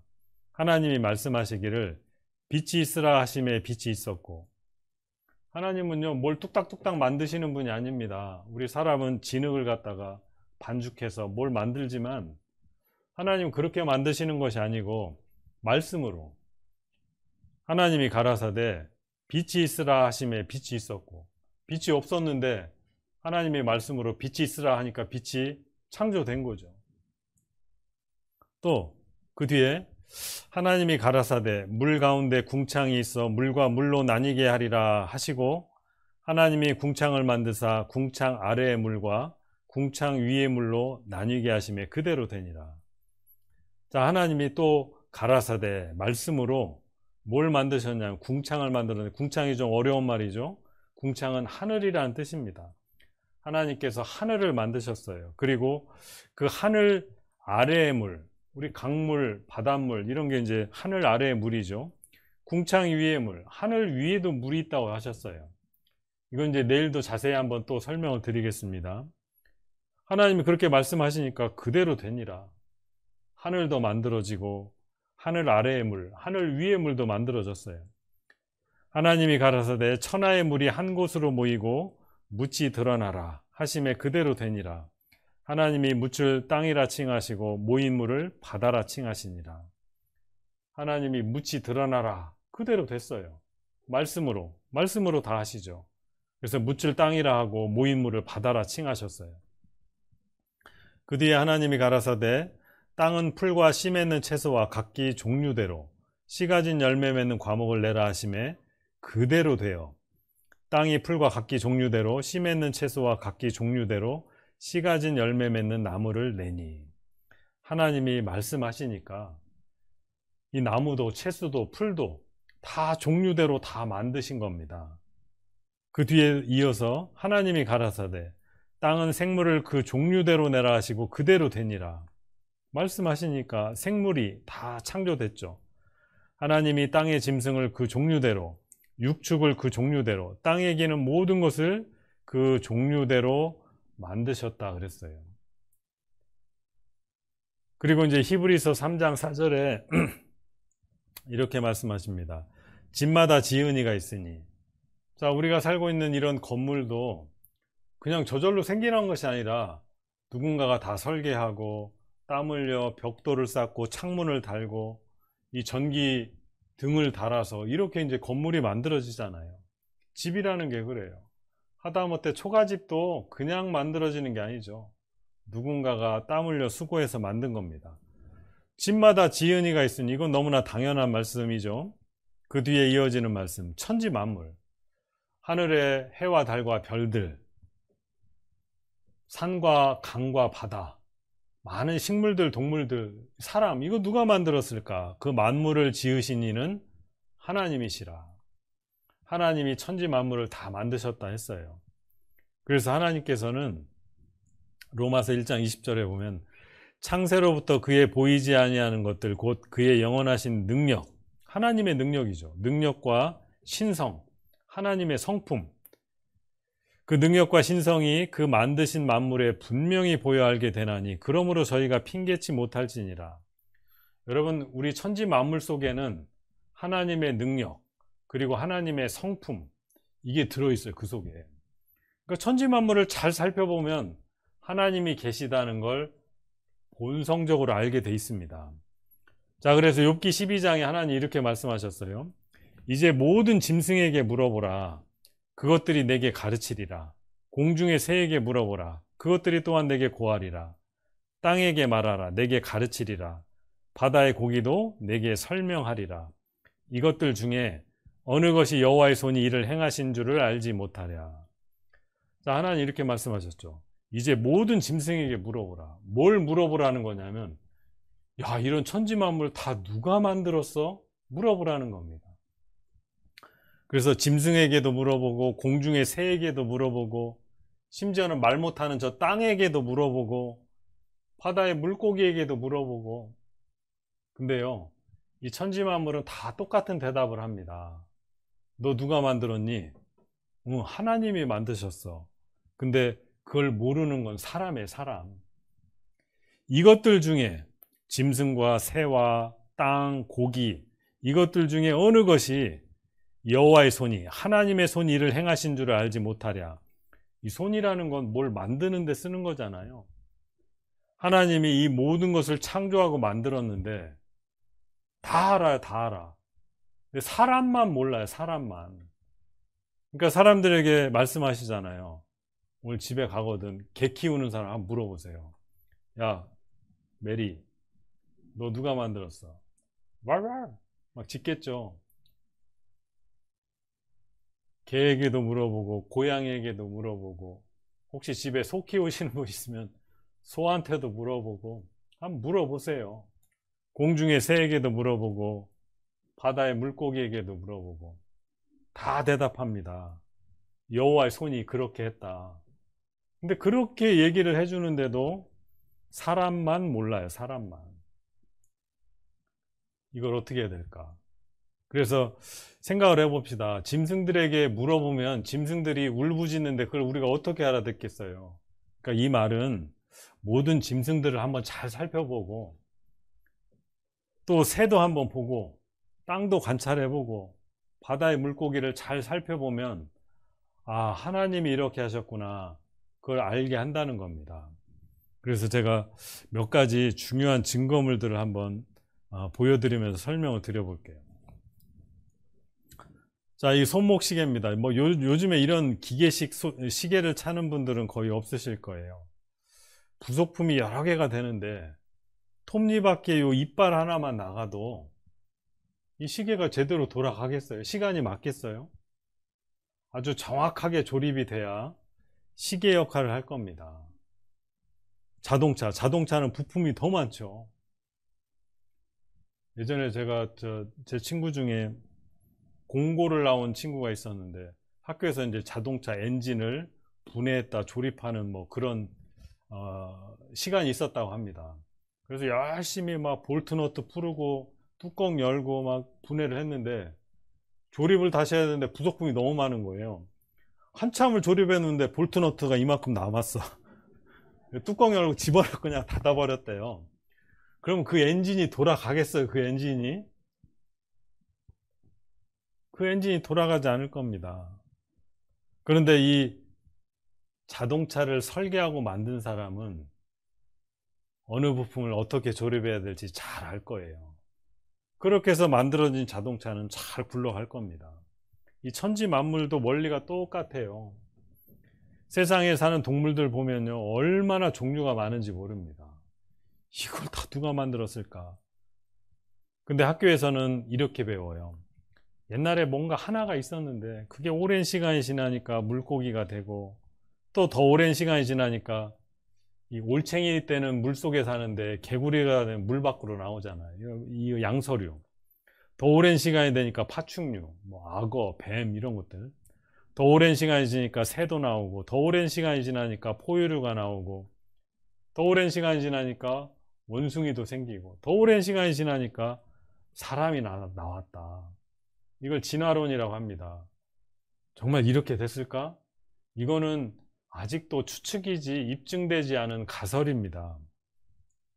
진화론이 사실이라면 쥐도 있고 박쥐도 있는데 이 중간에 이렇게 뭐 날개 같은 게 나오다만 그런 화석들이 발견돼야 되는데 이제껏 그런 적이 한 번도 없어요. 화석이 나오면 쥐의 화석이거나 박쥐의 화석이거나 이 중간 화석은 없습니다. 그러니까 하나님께서 창세기에 종류대로 만들었다는 게 사실이죠. 여기 봅시다. 여기 잠자리 화석이 발견됐는데 1억 5천만 년 전.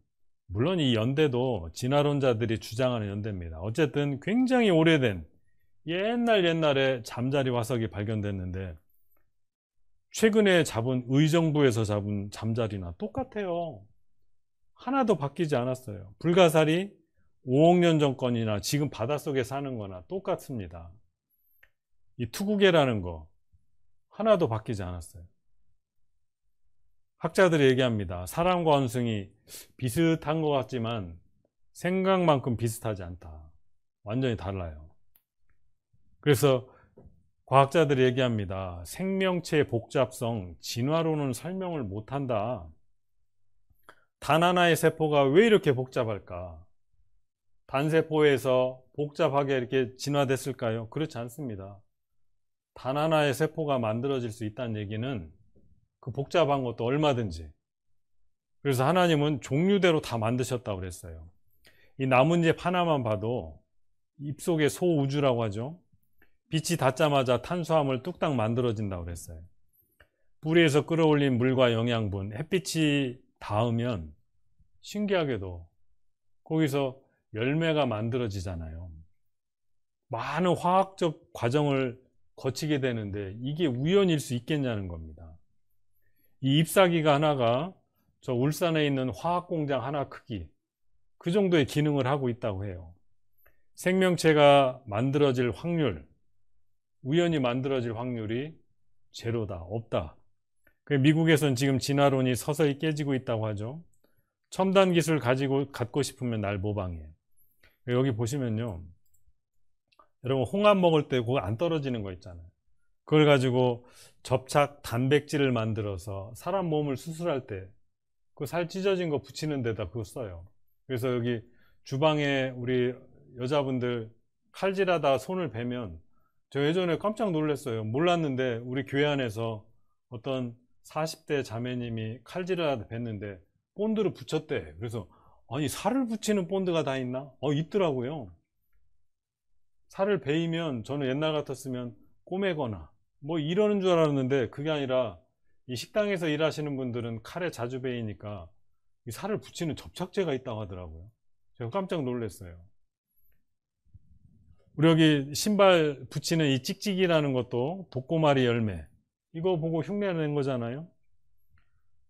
저희 강릉교회는 이제 일본 교회를 후원하고 있는데요, 제가 일본에 가보니까 우리나라처럼 KTX처럼 초고속 열차, 일본에서는 신칸센이라고 부릅니다.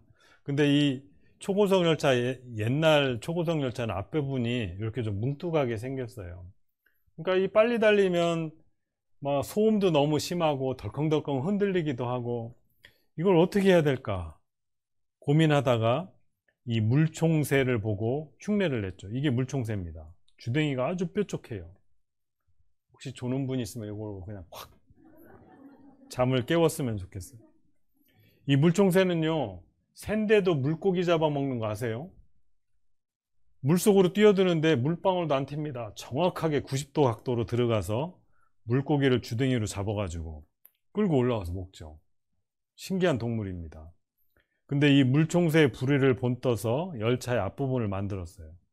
똑같이 생겼죠. 이렇게 했더니 소음도 없고 조용히 빨리 달릴 수 있게 된 겁니다. 그러니까 이 하나님의 능력, 하나님의 솜씨는 아무리 놀라운 뛰어난 과학자도 쫓아갈 수가 없어요. 그러니까 우리 흉내내면서 사는 겁니다. 생명은 우연이 아닌 계획된 것이다. 여러분, 공중에 새에게 물어보라는데 그 새 중에 이 딱따구리라는 신기한 새가 하나 있습니다. 따다다닥 쪼는 새죠. 근데 이 딱따구리를 보면요, 이 나무 속에 이제 벌레들이 있는데 벌레를 잡아먹습니다. 이 딱따구리가 이 속에 있는 애벌레를 이제 잡아먹는데, 이 주둥이를 딱 집어넣고 혀가 엄청 길어요. 우리 사람은요, 기껏해 혀가 한 몇 센치 나올까 말까 하는데 이 딱따구리는 그렇잖아요. 여기 잘 보시면 여기 혀 나온 거 보세요. 이 혀를 점점 내밀어 가지고 애벌레를 찾아 가지고 폭 찔러서 꺼냅니다. 그래서 입속으로 딱 가져와서 먹잖아요. 그래서 이 딱따구리를 우리 병원에 가서 엑스레이 찍듯이 한번 찍어봤더니 이게 혀입니다. 혀가 머리를 한번 휘감고 있어요. 쭉 내밀면 굉장히 길게 나와요. 근데 이 혀 끝부분을 현미경으로 이렇게 확대를 해봤더니 여기는 그냥 매끈하게 뾰족한 것 같은데 확대해봤더니 이렇게 막 가시처럼 막 이렇게 낚싯바늘처럼. 제가 얼마 전에 과일을 먹는데 제가 이제 한번 찍어봤어요. 이거 한번 같이 봅시다. 와, 맛있겠다. 한번 먹어볼까? 뭐라? 이건 되는구나. 자, 딱따구리가 애벌레를 잡아먹으려고 하는데, 만약에 여러분 이 혀끝이 매끈하게 바늘같이 생겼다, 조금 저 이쑤시개처럼, 그러면 애벌레 아무리 찍어봐야 쑥 빠져가지고 먹을 수가 없어요. 딱따구리가 열이 받아서, 야, 이래가지고 내가 굶어 죽겠다, 혀끝을 좀 이렇게 빼쩍빼쩍하게 만들어 보자. 딱따구리가 이렇게 노력하면 이 혀가 이렇게 될 수가 있을까요? 이건 불가능합니다. 이 딱따구리의 혀만 자세히 봐도 이건 누군가가 하나님 이렇게 일부러 만드셨구나. 애벌레를 콕 찍었을 때 쑥 빠지지 않게 뭐 이렇게 뾰족뾰족하게 만든 거죠. 그리고 딱따구리는 또 하나 신기한 게 이 머리가요. 여기서 한번 이 나무를 쾅 찧을 때마다 이 나무 조각이 떨어져 나가는데 얼마나 세게 부딪히는지, 사람 같으면 이 뇌가요, 뇌 이 두개골 뼈에 부딪혀서 뇌진탕으로 죽을 수밖에 없는데, 이 딱따구리의 이 머릿속을 자세히 살펴보니까 이게 딱따구리의 뇌고요. 이 뇌가 여기 뼈에 부딪히지 말라고 여기 폭신폭신한 스펀지 조직이 있는 겁니다. 이렇게. 딱따구리가 머리를 뒤로 제꼈다가 나무를 콱 찧을 때 쿵 부딪히면 이 뇌가 여기 뼈에 쾅 부딪혀서 뇌진탕 걸리지 않도록 이렇게 푹신푹신하게 보호해 주는 게 있다는 거예요. 이것도 생각해 봅시다. 딱따구리가 진화했다. 그래서 옛날에는 이런 뇌를 보호하는 게 없었는데 맨날 딱따구리가 나무를 쪼을 때마다 뇌진탕으로 죽어나가니까, 야, 이러다가 우리 멸종되겠다. 여기 좀 폭신폭신한 거 만들어 보자. 그래서 이게 생겼겠냐고요. 딱따구리는 처음부터 뇌를 보호하는 저런 게 있는 겁니다. 또 이 딱따구리한테 물어봅시다. 야, 네 눈꺼풀은 어떻게 생겼는지 보여도 쾅 찧을 때 여기 잘 보세요. 보통 대부분의 동물들은요, 눈꺼풀이 위에서 아래로 딱 덮입니다. 근데 이 딱따구리가 여기 머리를 찧을 때마다 눈알이 튀어나올 정도로 세거든요. 그러니까 눈알이 튀어나오지 말라고 앞에서 뒤로 이렇게 탁 덮어버리는 거예요. 그것도 정확히 찧을 때만. 이렇게 눈 동그랗게 뜨고 있다가 쾅 찧을 때 눈꺼풀이 앞에서 뒤로 딱 덮여요. 눈알이 빠지면 안 되니까. 처음에는 눈꺼풀이 위에서 덮였는데 이러다 눈알 다 빠지겠다. 눈꺼풀을 앞으로 달아보자. 그랬을까요? 딱따구리는 처음부터 하나님이 이렇게 만드신 겁니다. 처음부터. 부리로 쪼을 때 발톱으로 꽉 붙잡고 있지 않으면 쿵 부딪힐 때마다 나가 떨어질 거예요. 이 단단한 발톱으로 잡고 또 꽁지깃으로 딱 버텨줍니다. 그러니까 딱따구리가 되는 거예요. 딱따구리 하나만 봐도 이거 하나님 만드신 게 틀림없습니다. 진화로는 이렇게 된다는 게 불가능해요. 이것도 한번 봅시다.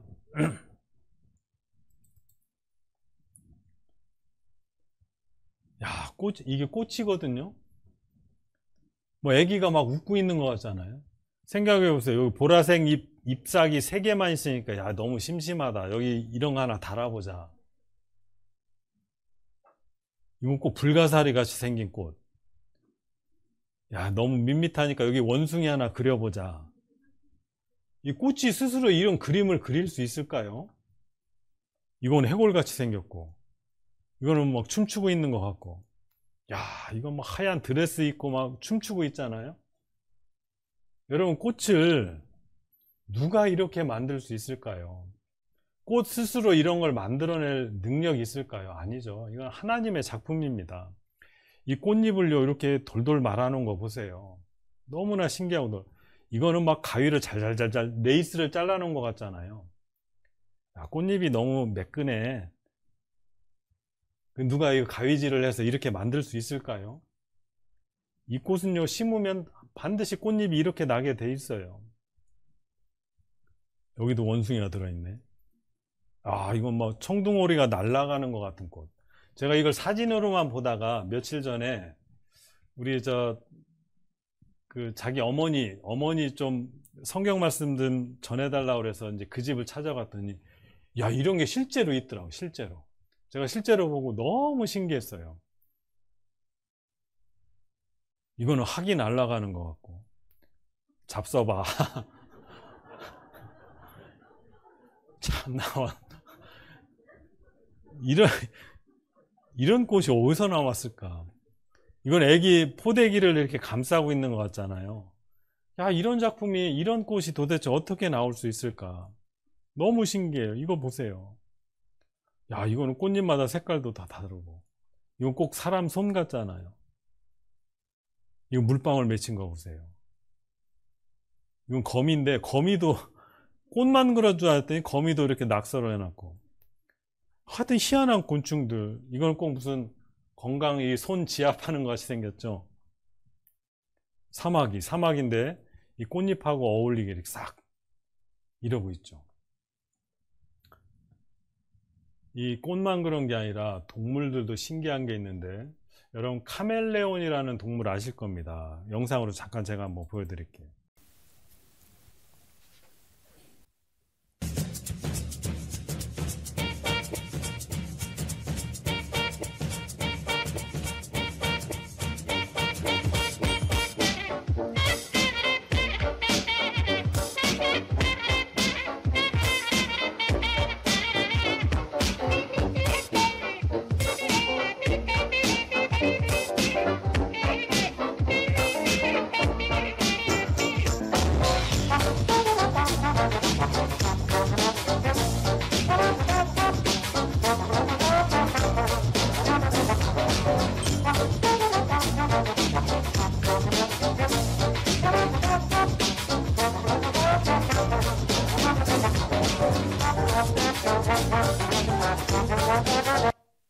정말 신기하지 않나요?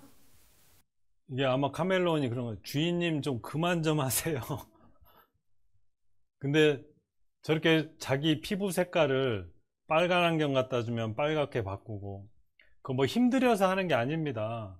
우리가 보기에는 굉장히 힘겨워 보이지만, 아 이제 그만 좀 귀찮게 하세요, 그런 것처럼 보이지만 하나도 안 힘들어요.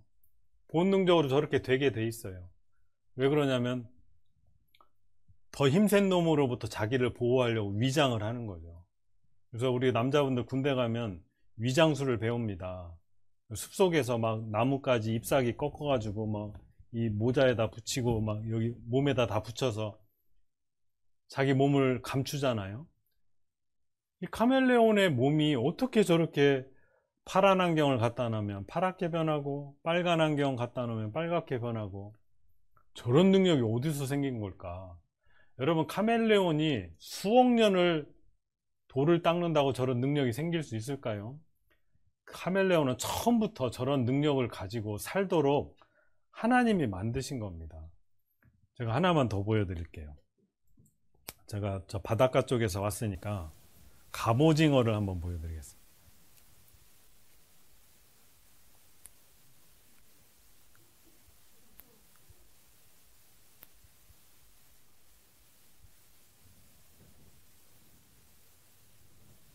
이 갑오징어가 정말 열심히 연습을 해가지고 까맸다 하였다 저렇게 바꿀 수 있을까요? 제가 저 강릉에 가면 주문진이라는 항구가 있는데 가서 이걸 꼭 한번 해보시는데 아직 못 해봤어요. 올해는 어떻게든 갑오징어를 찾아가서 한번 저걸 좀 한번 꼭 해보려고요. 이 세상에는 아까 이제 로마서에 있는 말씀처럼 하나님의 그 놀라운 능력, 그리고 신성, 하나님의 성품이 이 우주 만물, 천지 만물에 다 담겨 있는 겁니다. 그래서 사실은 과학자들 중에 하나님을 믿는 사람이 참 많아요. 하늘의 해와 달과 별을 연구하던 도중에, 곤충을 연구하다가, 꽃을 연구하다가 하나님이 분명히 계시는구나, 그걸 인정할 수밖에 없는 겁니다. 모든 짐승에게 물어보라, 그것들이 내게 가르치리라. 하나님 안 믿어지시는 분들은 좀 밖에 나가서 매일 이렇게 일만 열심히 하지 마시고 하늘도 좀 쳐다보고 나뭇잎도 들여다보고 개나 고양이도 한번 살펴보고, 하나님이 분명히 계시다는 걸 우리가 알 수밖에 없어요. 그래서 이 성경에는 하나님이 계시다는 증거, 제가 이제 조금 전에 하나님이 창조하신 이 수많은 천지 만물들 중에 짐승들, 공중의 새들, 바다의 물고기, 이 어느 것도 여호와의 손이 이를 행하신 줄을 알지 못하랴, 우리한테 다 이야기해 주고 있잖아요. 그리고 성경 자체가 하나님은 창조주시다라는 걸 증거하고 있는데, 여기 같이 한번 봅시다. 그는 하나님이십니다. 그는 북편 하늘을 허공에 펴시며 땅을 공간에 다시며 그랬어요. 사실은 이 말씀이 아주 간단한 것 같지만 그렇지 않습니다. 우리 사람이 이 지구에 살고 있는 동안은 어떤 물건을 내려놓으면 이게 지구 중심으로 떨어지게 돼 있어요. 근데 제가 그랬더니 이게 손을 치웠는데도 여기 공중에 떠 있다. 그건 막 신기할 거예요. 이 밑에 뭐가 있나 없나 쳐보기도 하고. 근데 그런 일은 없죠. 다 떨어집니다. 근데 여기 성경에 우리가 살고 있는 이 거대한 지구, 땅을 공간에 달아놨다. 옛날에는요, 저는 이제 바닷가에 사니까 이 배 타고 멀리 나가면 다 떨어져 죽는다고 생각했어요. 우리가 살고 있는 땅은 어딘가 받침대에 놓여 있어서, 그리고 지구는 평평해서 배 타고 멀리 가면 다 절벽으로 떨어진다 생각했어요.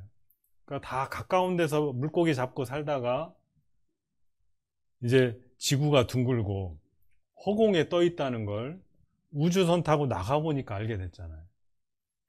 과학이 발달되기 전에는 지구가 이렇게 될 거라고 상상을 못했죠. 저는 지금도 나가서 이렇게 보면요, 지구가 평평한데 이게 둥글다? 지금도 솔직히 좀 신기하다는 생각은 들어요. 지구가 우주선 타고 밖으로 나가보니까 지구가 둥글고 마치 어디 보이지 않는 줄에 매달아 놓은 것처럼 허공에 떠 있잖아요. 이 허공에 떠 있다는 걸 우리는 지금은 책에서, 학교에서 이렇게 배우니까 이게 아무렇지도 않은 거죠. 이 성경이 기록된 게 3,500년 전인데, 이때 이 말씀을 고지고대로 들으려면 아마 제정신이 아니고는, 아니 어떻게 모든 물건은 받침대가 있어야지, 받침대도 없이 이렇게 허공에 떠 있을 수가 있어? 이건 창조주의 말씀이 틀림없습니다. 창조주가 아니고는 이 지구가 허공에 떠 있다는 걸, 이 땅이 허공에 떠 있다는 걸, 그걸 얘기할 수가 없겠죠. 북편하늘을 허공에 펴셨다. 밤하늘의 별은 어디에나 가득 차 있습니다. 근데 하필 북편하늘에 텅 빈 공간이 발견됐죠. 우주에 불가사의한 공간이 있다. 지름이 3억 광년이다. 별도 별로 없이 텅 빈 상태다. 이거 창조주가 아니고는 알 수가 없는 내용입니다. 또 하나 중요한 거, 지면은 식물을 내나 지하는 불로 뒤집는 것 같고, 요즘은 제가 일부러 서점에 가서 찾아봤는데 그런 책이 없더라고요. 제가 학생 때, 중학생 때는 이 지하 세계에 대한 소설책들이 많았어요. 땅속에 어떤 다른 종족들이 살고 있다, 뭐 그런 주제로 소설책들이 많았거든요. 근데 지금은 다 밝혀졌어요. 지하에는 불덩어리밖에 없다. 옛날에 그랬잖아요. 우리 옛날 어르신들 저 달에 토끼가 방아찌고 있다고 생각했는데 달나라 갔다 온 뒤로는 그런 얘기 아무도 안 합니다. 이제 아무도 안 해요. 지하도 똑같아요. 옛날에는 지하 세계에 어떤 다른 종족이 살고 있다. 근데 지하를 조사하고 다 알고 나니까 불덩어리다, 불이 뒤집는 것 같다. 지구 내부는 어떻게 생겼을까? 삽으로 파서는 모릅니다. 지진파로 구조를 알아냈어요. 이 지각, 여기가 지표면이죠. 우리가 살고 있는. 안으로 들어갈수록 온도가 높아집니다. 1000도, 2000도, 3000도. 포항제철에 가면 쇳물을 녹이는 온도가 한 1500도 정도 된다고 합니다. 근데 지구 내부는요, 들어갈수록 3000도, 4000도, 5000도, 6000도, 한 복판은 거의 10,000도 가까이 된다고 해요. 어마어마하게 뜨거운 불덩어리죠. 근데 이제 지구 중심부는 고체, 불덩어리인데 여기는 고체, 그 다음에는 액체. 그러니까 지구가 자전할 때마다 자장이 생기죠. 그래서 태양풍을 막아내고 생명체들이 지구에서 살아갈 수가 있는 겁니다. 지하는 불로 뒤집는 것 같다. 그걸 어떻게 알았을까? 창조주 하나님이니까 아는 겁니다. 그러니까 이 성경을 볼 때마다 하나님이 창조하신 것이 틀림없구나, 그걸 확인케 하시는 거죠. 욥기 36장도 봅시다. 그가 번갯빛으로 자기의 사면에 두르시며 바다 밑도 가리우시며 이런 것들로 식물을 풍비해 주시느니라. 하나님 번개를 왜 만드셨을까? 괜히 사람들을 벼락맞아 죽게 하는 것일까? 성경에 번개 만드신 목적은 두 가지입니다. 이 죄인들을 벌 주려고, 그리고 또 하나는 식물을 풍비해 주시려고, 살아갈 수 있도록 비료를 내려주시는 거죠. 번개가 번쩍 칠 때마다 이런 작용이 있어요. 여기 보시면 95년도 신문인데, 번개는 생명체 최대 질소원이다. 연간 10억 톤의 이 질산이라고 그랬는데 질소 비료가 하늘에서 떨어지는 겁니다. 공기 중에 질소도 있고 산소도 있고 많은 성분들이 있는데요. 번개 칠 때마다 공기 중에 있는 성분들이 결합해서 결국 빗물에 질소 비료가 섞여 내리게 돼 있어요. 우리 속담에도 천둥 번개가 잦으면 풍년이 든다. 이게 속담인 줄 알았더니 과학적으로 정확히 맞는 얘기라는 걸 우리 시대에 이제 밝혀냈죠. 이 높은 바위에 나무들이 어떻게 자라갈까? 여기에 누가 가서 뭐 비료 주는 거 아니잖아요. 번개 칠 때마다 연간 10억 톤의 비료가 하늘에서 빗물에 녹아서 떨어지는 겁니다. 그래서 우리나라보다 미국 같은 나라는요, 번개가 엄청 자주 치거든요. 우리나라는 번개 치는 거 이렇게 그렇게 많이는 못 봐요. 근데 이제 저 강원도 쪽에 가면 번개 치는 걸 조금 더 많이 봅니다. 그래서 이 벼락이 많이 치는 곳은 나무가 아주 울창해요. 울창하죠. 비료가 막 하늘에서 막 쏟아 부으니까. 그리고 욥기 28장도 봅시다. 바람의 경중을 정하시며, 이건 정말 신비로운 것 같아요. 이 경자가 가벼울 경자, 중자가 무거울 중자입니다. 바람, 이 공기가 가벼운 것이 있고 무거운 것이 있다. 공기도 무게가 있을까? 요즘 초등학생들 배우는 거예요. 똑같은 풍선에 한쪽은 바람을 넣고 한쪽은 바람을 이렇게 빼면 양팔적으로 해서 기울어요. 공기가 들어있어서 무겁다는 뜻입니다.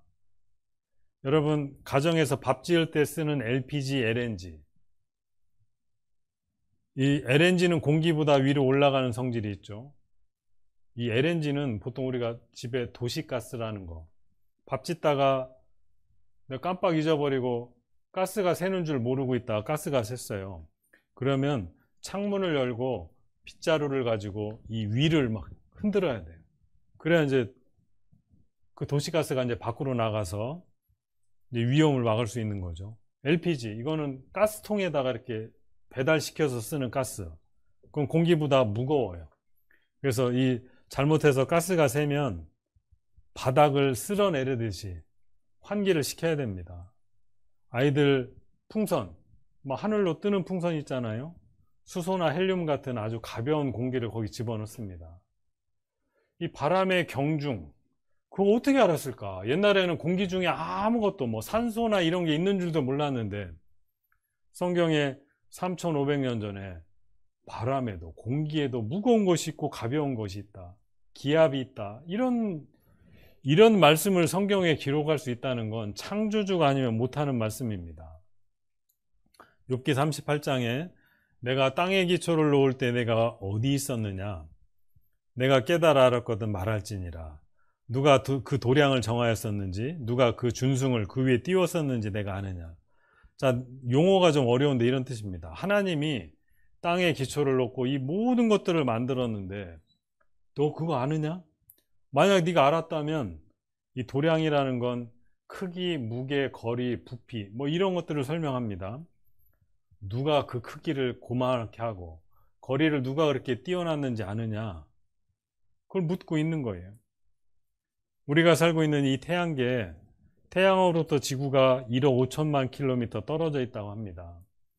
요 정확한 요 거리, 여기에 이제 생명체가 살 수 있는 거예요. 여러분, 과학자들이 조사해 보니까 우리 같은 사람, 동물, 식물들이 살아가려면 조건이 한 20만 가지는 맞아야 된다고 합니다.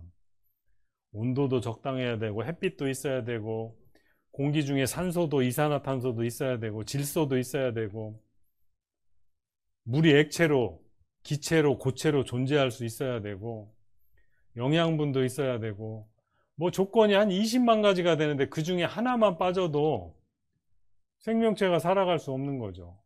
햇빛이 없다거나 물이 없다거나 너무 여기 수성이나 금성은 너무 뜨거워서 화성은 너무 추워서 이거 누가 이렇게 만들었는지 아느냐? 하나님 물으시잖아요. 그리고 욥기 38장 9절에는 그때 내가 하나님이십니다. 내가 구름으로 그 의복을 만들고 흑암으로 그 강보를 만들고. 자, 지구가 갓난아이라고 생각했을 때 구름은 마치 갓난아이를 옷 입힌 것과 같다. 옷을 입혔으면 그 뒤에 이제 포대기로 감싸야 되잖아요. 근데 그 강보, 포대기에 해당되는 것이 흑암이다 그랬어요. 하늘은 왜 푸른색일까요? 여러분, 하늘이 푸른색이라고 생각하세요? 이 구름이 떠 있는 하늘은 푸른색일지 모르지만 이 우주선을 타고 이 구름을 뚫고 더 위로 올라가면 하늘은 흑암입니다. 흑암. 어디를 봐도 흑암이에요. 이걸 어떻게 알았을까? 그 옛날 3500년 사람들이 이걸 어떻게 알았을까? 하나님, 창조주가 알려준 겁니다. 느헤미야 9장에는 오직 주는 여호와시라, 하늘과 하늘들의 하늘과 1월 성신과 땅 위의 만물과 바다와 그 가운데 모든 것을 지으시고, 하나님이 모든 것을 만드셨는데 하늘도 만드셨겠죠? 그런데 성경에는 이상해요. 그냥 하늘을 만드셨다 그러면 되는데 하늘도 만들었고 하늘들도 만들었고 또 하늘을 또 만들었대요. 뭔 하늘이 이렇게 많은 걸까? 우리는 밖에 나가서 하늘을 보면 하늘이 구름 떠 있는 하늘 그거밖에 없는 줄 알았는데 그렇지 않죠. 은하수 뒤편에 또 다른 은하가 있다. 이게 이제 하늘을 천체 망원경으로 찍은 사진들입니다. 여기 태양계라고 하죠. 태양이 있고 지구가 있는데 이런 태양계가 은하 속에서는 점 하나밖에 안 되는 거죠. 어마어마하게 큰 은하가 있다. 그 속에 태양계는 점밖에 안 돼요. 그런데 이런 어마어마한 은하가 또 은하군을 이루는데 거기에는 은하는 또 점밖에 안 되죠. 이런 어마어마한 은하군을 이루고 있는데 그 은하군은 은하단의 한 점밖에 안 되는 겁니다. 그러니까 이렇게 생각해 보면 구름이 떠 있는 하늘도 있지만 그 너머에는 하늘들이 은하도 있고 은하군도 있고 은하단도 있고 얼마나 많은지 몰라 하늘이. 그리고 또 하늘이 또 하나 있죠. 영원한 천국입니다. 이건 나중에 또 설명드릴게요. 그 학자들이 연구해 보니까 은하가 1천억 개, 뭐 다 알지도 못하죠. 무한 공간이다. 상상으로도 못 가는 거리라 그랬어요. 예레미야 33장에 하늘의 만상은 셀 수 없으며 그랬어요. 셀 수 없으며 바다의 모래는 측량할 수 없다. 그래서 우리가 하늘에 있는 별을 이야기할 때 바다의 모래와 같다. 여러분, 모래가 몇 개나 될까요? 하늘의 별은 몇 개나 될까요? 옛날에는 육안으로 볼 수 있는 별의 개수가 약 4,000개 정도. 야, 별이 많다. 한 4,000개는 될 거야. 근데 성경에는 셀 수 없는 모래와 같다 그랬어요. 이 아이가 이제 하늘의 별을 한번 세봅니다. 하나, 둘, 셋, 넷. 그래서 어떤 천문학자 교수님하고 이 아이가 같이 가면서 교수님, 하늘의 별이 몇 개나 될까요? 그랬더니 교수님, 대답을 안 하더래요. 학생, 제가 한번 세볼게요. 하나, 둘, 셋, 넷, 세고 있는데 교수님이 그러는 92개. 92개라고요? 다 알아들으셨나 보네. 이 별의 개수가요, 학자들이 연구한, 이건 저는 어떻게 읽어야 될지는 모르겠어요. 여기 신문에 보니까 700해라고 있는데 이것도 다 밝혀낸 게 아닐 겁니다. 그래서 여기 신문 기사 보면 이 숫자는 현대 과학기술로 관측 가능한 별만을 계산한 것이다. 어쩌면 이보다 훨씬 많고 무한할지도 모른다. 이게 학자들의 고백입니다. 그냥 눈으로 보이는 게 다가 아니죠. 보이지 않는 것이 얼마나 많은지 모릅니다. 그리고 자, 이거 한번 봅시다.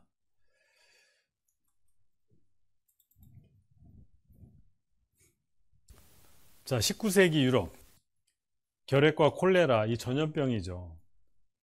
유난히 산모들, 아이를 낳는 산모들에게 전염병이 하나 있었는데 그게 이제 막 격렬한 발작을 일으키고 맥박이 1분에 보통 한 60, 70번 정도 뛰는데 막 2배 이상, 160회 이상 뛰고 막 하복부는 막 찢어질 것 같고 그러다 이제 죽었어요. 그래서 아이를 낳았던 산모 4명 중 1명이 죽었던 병이 있는데 산요결이라는 전염병입니다. 그래서 분만할 때 어떤 상처를 통해서 세균이 침입해서 고열을 내는 전염병이었어요.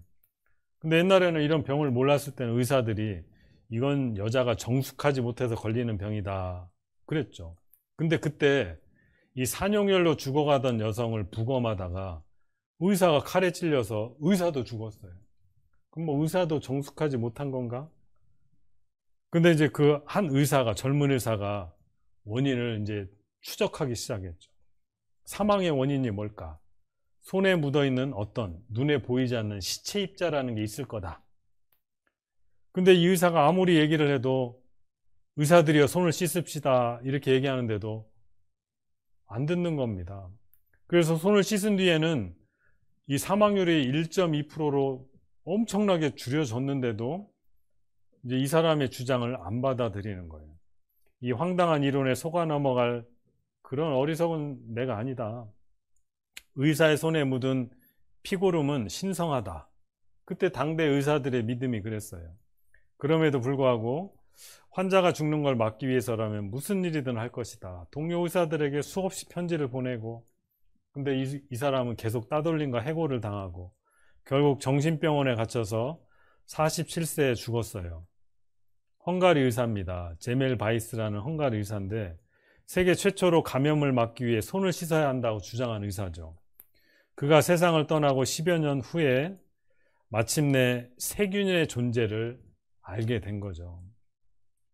그래서 의학 처치에 있어서 엄격한 무균 예방법을 최초로 도입한 의사로 아주 유명한 의사입니다. 근데 성경에 이런 말씀이 나와요. 레위기 15장 11절에 유출병이 있는 자가 물로 손을 씻지 아니하고 아무든지 만지면 그 자는 옷을 빨고 물로 몸을 씻을 것이며 저녁까지 부정하리라. 이 유출병이라는 건 몸에서 이렇게 피가 흐르는 전염병인데요. 이 전염병 환자를 뭐 접촉하거나 만졌으면 옷도 빨고 물로 몸을 씻으라. 저는 예전에 손 씻는 게 손을 씻어야 그 세균이 있으면 이게 다 떨어져 나가지도 않을 거고 손 씻는 걸 한때는 좀 우습게 생각했습니다. 근데 이번 코로나로 인해서 손을 부지런히 씻었어요. 제가 지금 성경 말씀을 전하기 때문에 마스크를 벗고 있지만 평상시에는 마스크를 꼭 씁니다. 그랬더니 제가 1년에 한두 번은 꼭 감기로 매일 주사 맞고 이랬던 사람인데 벌써 2년째 감기를 안 앓고 있어요. 그래서 지금도 막 손을 부지런히 잘 씻습니다. 그랬더니 손이 너무 잘 터. 그런 단점은 있는데 감기는 예방이 되더라고요. 여기 레위기 13장에 병 있는 날 동안은 늘 부정할 것이라. 그가 부정한 즉 혼자 살되 진 밖에 살지니라. 자, 이 말씀을 지금으로 적용해 보면 격리죠. 격리 수용. 옛날에 문둥병 환자는요 마을 밖으로 내쫓았잖아요. 그래서 저 산속에서 움막에서 살거나 불 속에 살거나 그랬어요. 여기 전염병을 벌써 하나님은 아시고, 제가 예전에 어떤 분하고 얘기 나누는데 하나님이 계신 것 같대. 그러면서 이 천지만물을 하나님이 만드신 것 같은데 하나님이 세균이나 이런 모기, 파리 이런 건 하나님이 만든 게 아닐 것 같대요. 아니 그것도 하나님이 만드셨다고. 이거 하나님이 지저분한 모기, 파리 이런 거 만드셨겠어요? 이 전염병 사람이 옮아서 죽게 되는데 그거 만드셨겠어요? 제가 그분한테 그랬어요. 만약 세균이 없었으면요 사람이 죽어도 시체가 썩지도 않고, 아니 그동안 얼마나 많은 사람이 죽었을 텐데 그게 하나도 안 썩고 여기 널려 있으면 우리가 어떻게 살겠냐고.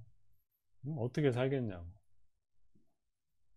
여기 진 밖에 이 병 있는 날 동안 부정하니까 같이 있으면 다 옮잖아요. 진 밖으로, 마을 밖으로 나가 있어라. 이게 격리한다는 얘기입니다. 레위기 13장 45절에는 문둥 환자는 옷을 찢고 머리를 풀며 윗입술을 가리우고 외치기를 부정하다 부정하다 할 것이요. 우리가 마스크 쓰고 있잖아요. 왜?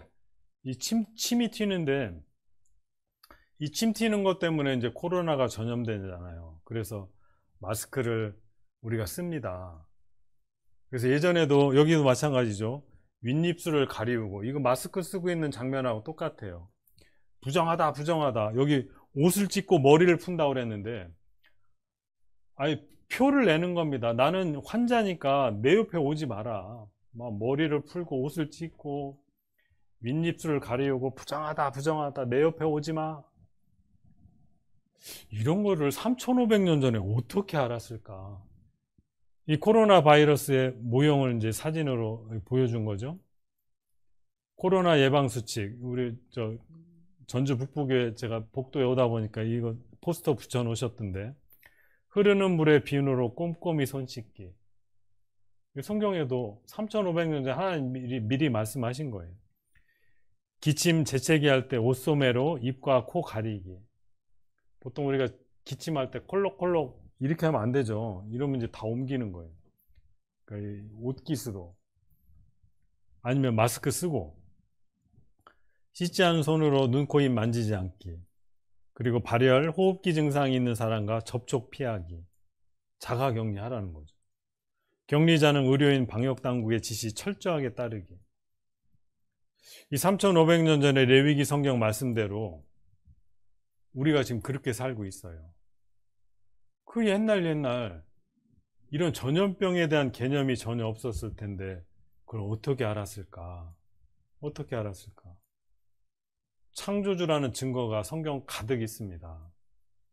그래서 이 공중에서 비가 뿌리는 것도 마찬가지입니다. 제가 오늘 좀 일찍 끝내드리려고 일부러 그런 거 다 보여드리지 않았는데, 옛날 사람들은 하늘에서 비가 오면 뭐 하나님이 물뿌리개로 이렇게 뿌려주나 보다. 그렇지 않죠. 물을 가늘게 이끌어 올려 구름이 되게 하고, 구름이 바람에 밀려서 비가 되어서 쏟아진다고 욥기에 말씀하셨어요. 그러니까 성경은요, 한 말씀 한 말씀 따져보면 뭐 다른 거 다 볼 필요도 없어요.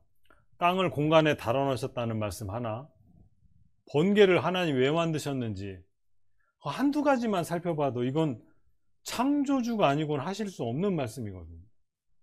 저는 이 말씀을 지금도 볼 때마다 너무 신기하고 너무 놀라워요. 아, 하나님 계신 것이 틀림없다. 그리고 하나님이 아니고서는 이 말씀을 기록할 수 없다. 이게 너무나 틀림없는 사실입니다. 그리고 성경에는 이전 일에 어떤 것도 고하라. 그리고 장래일, 앞으로 일어날 일을 진술하라 그랬잖아요. 그래서 오늘 창조에 대한 말씀을 드렸는데, 인류 역사 가운데 어떤 일이 있었는지 이제 내일 이어서 차근차근 말씀드릴 겁니다. 오늘 말씀을 너무 잘 들으셔서 제가 10분 일찍 끝내드립니다. 그러니까, 조시는 분이 없어서 아까 그 물총새를 한번 준비하려다가 잘 들으셨어요. 그래서 내일도 꼭 일찍 오셔서 정말 기도하는 마음으로 말씀을 들으시길 부탁드립니다. 기도하고 마치겠습니다. 자비하신 우리 아버지 하나님, 감사합니다. 저희들에게 하나님의 말씀을 들을 수 있는 기회를 주시고 또 각 사람의 발걸음과 마음을 붙잡아 주시니 감사드립니다. 이 세상 헛된 것이 우리의 마음을 가로막고 방해할지라도 하나님의 말씀을 듣는 그곳에 온 마음을 드릴 수 있도록 하나님 인도해 주시옵소서. 각 사람 건강이나 여러 가지 직장의 문제, 이 어려운 일들이 참으로 많습니다. 하나님께서 지켜주시고 또 인도해 주시옵소서. 이번 한 주간 말씀 듣는데 방해받지 않도록 하나님께서 인도해 주시옵소서. 모든 것 주님께 맡기고 의지합니다. 우리 주 예수님의 이름으로 기도드리옵나이다. 아멘. 네, 수고 많으셨습니다. 내일 또 뵙겠습니다.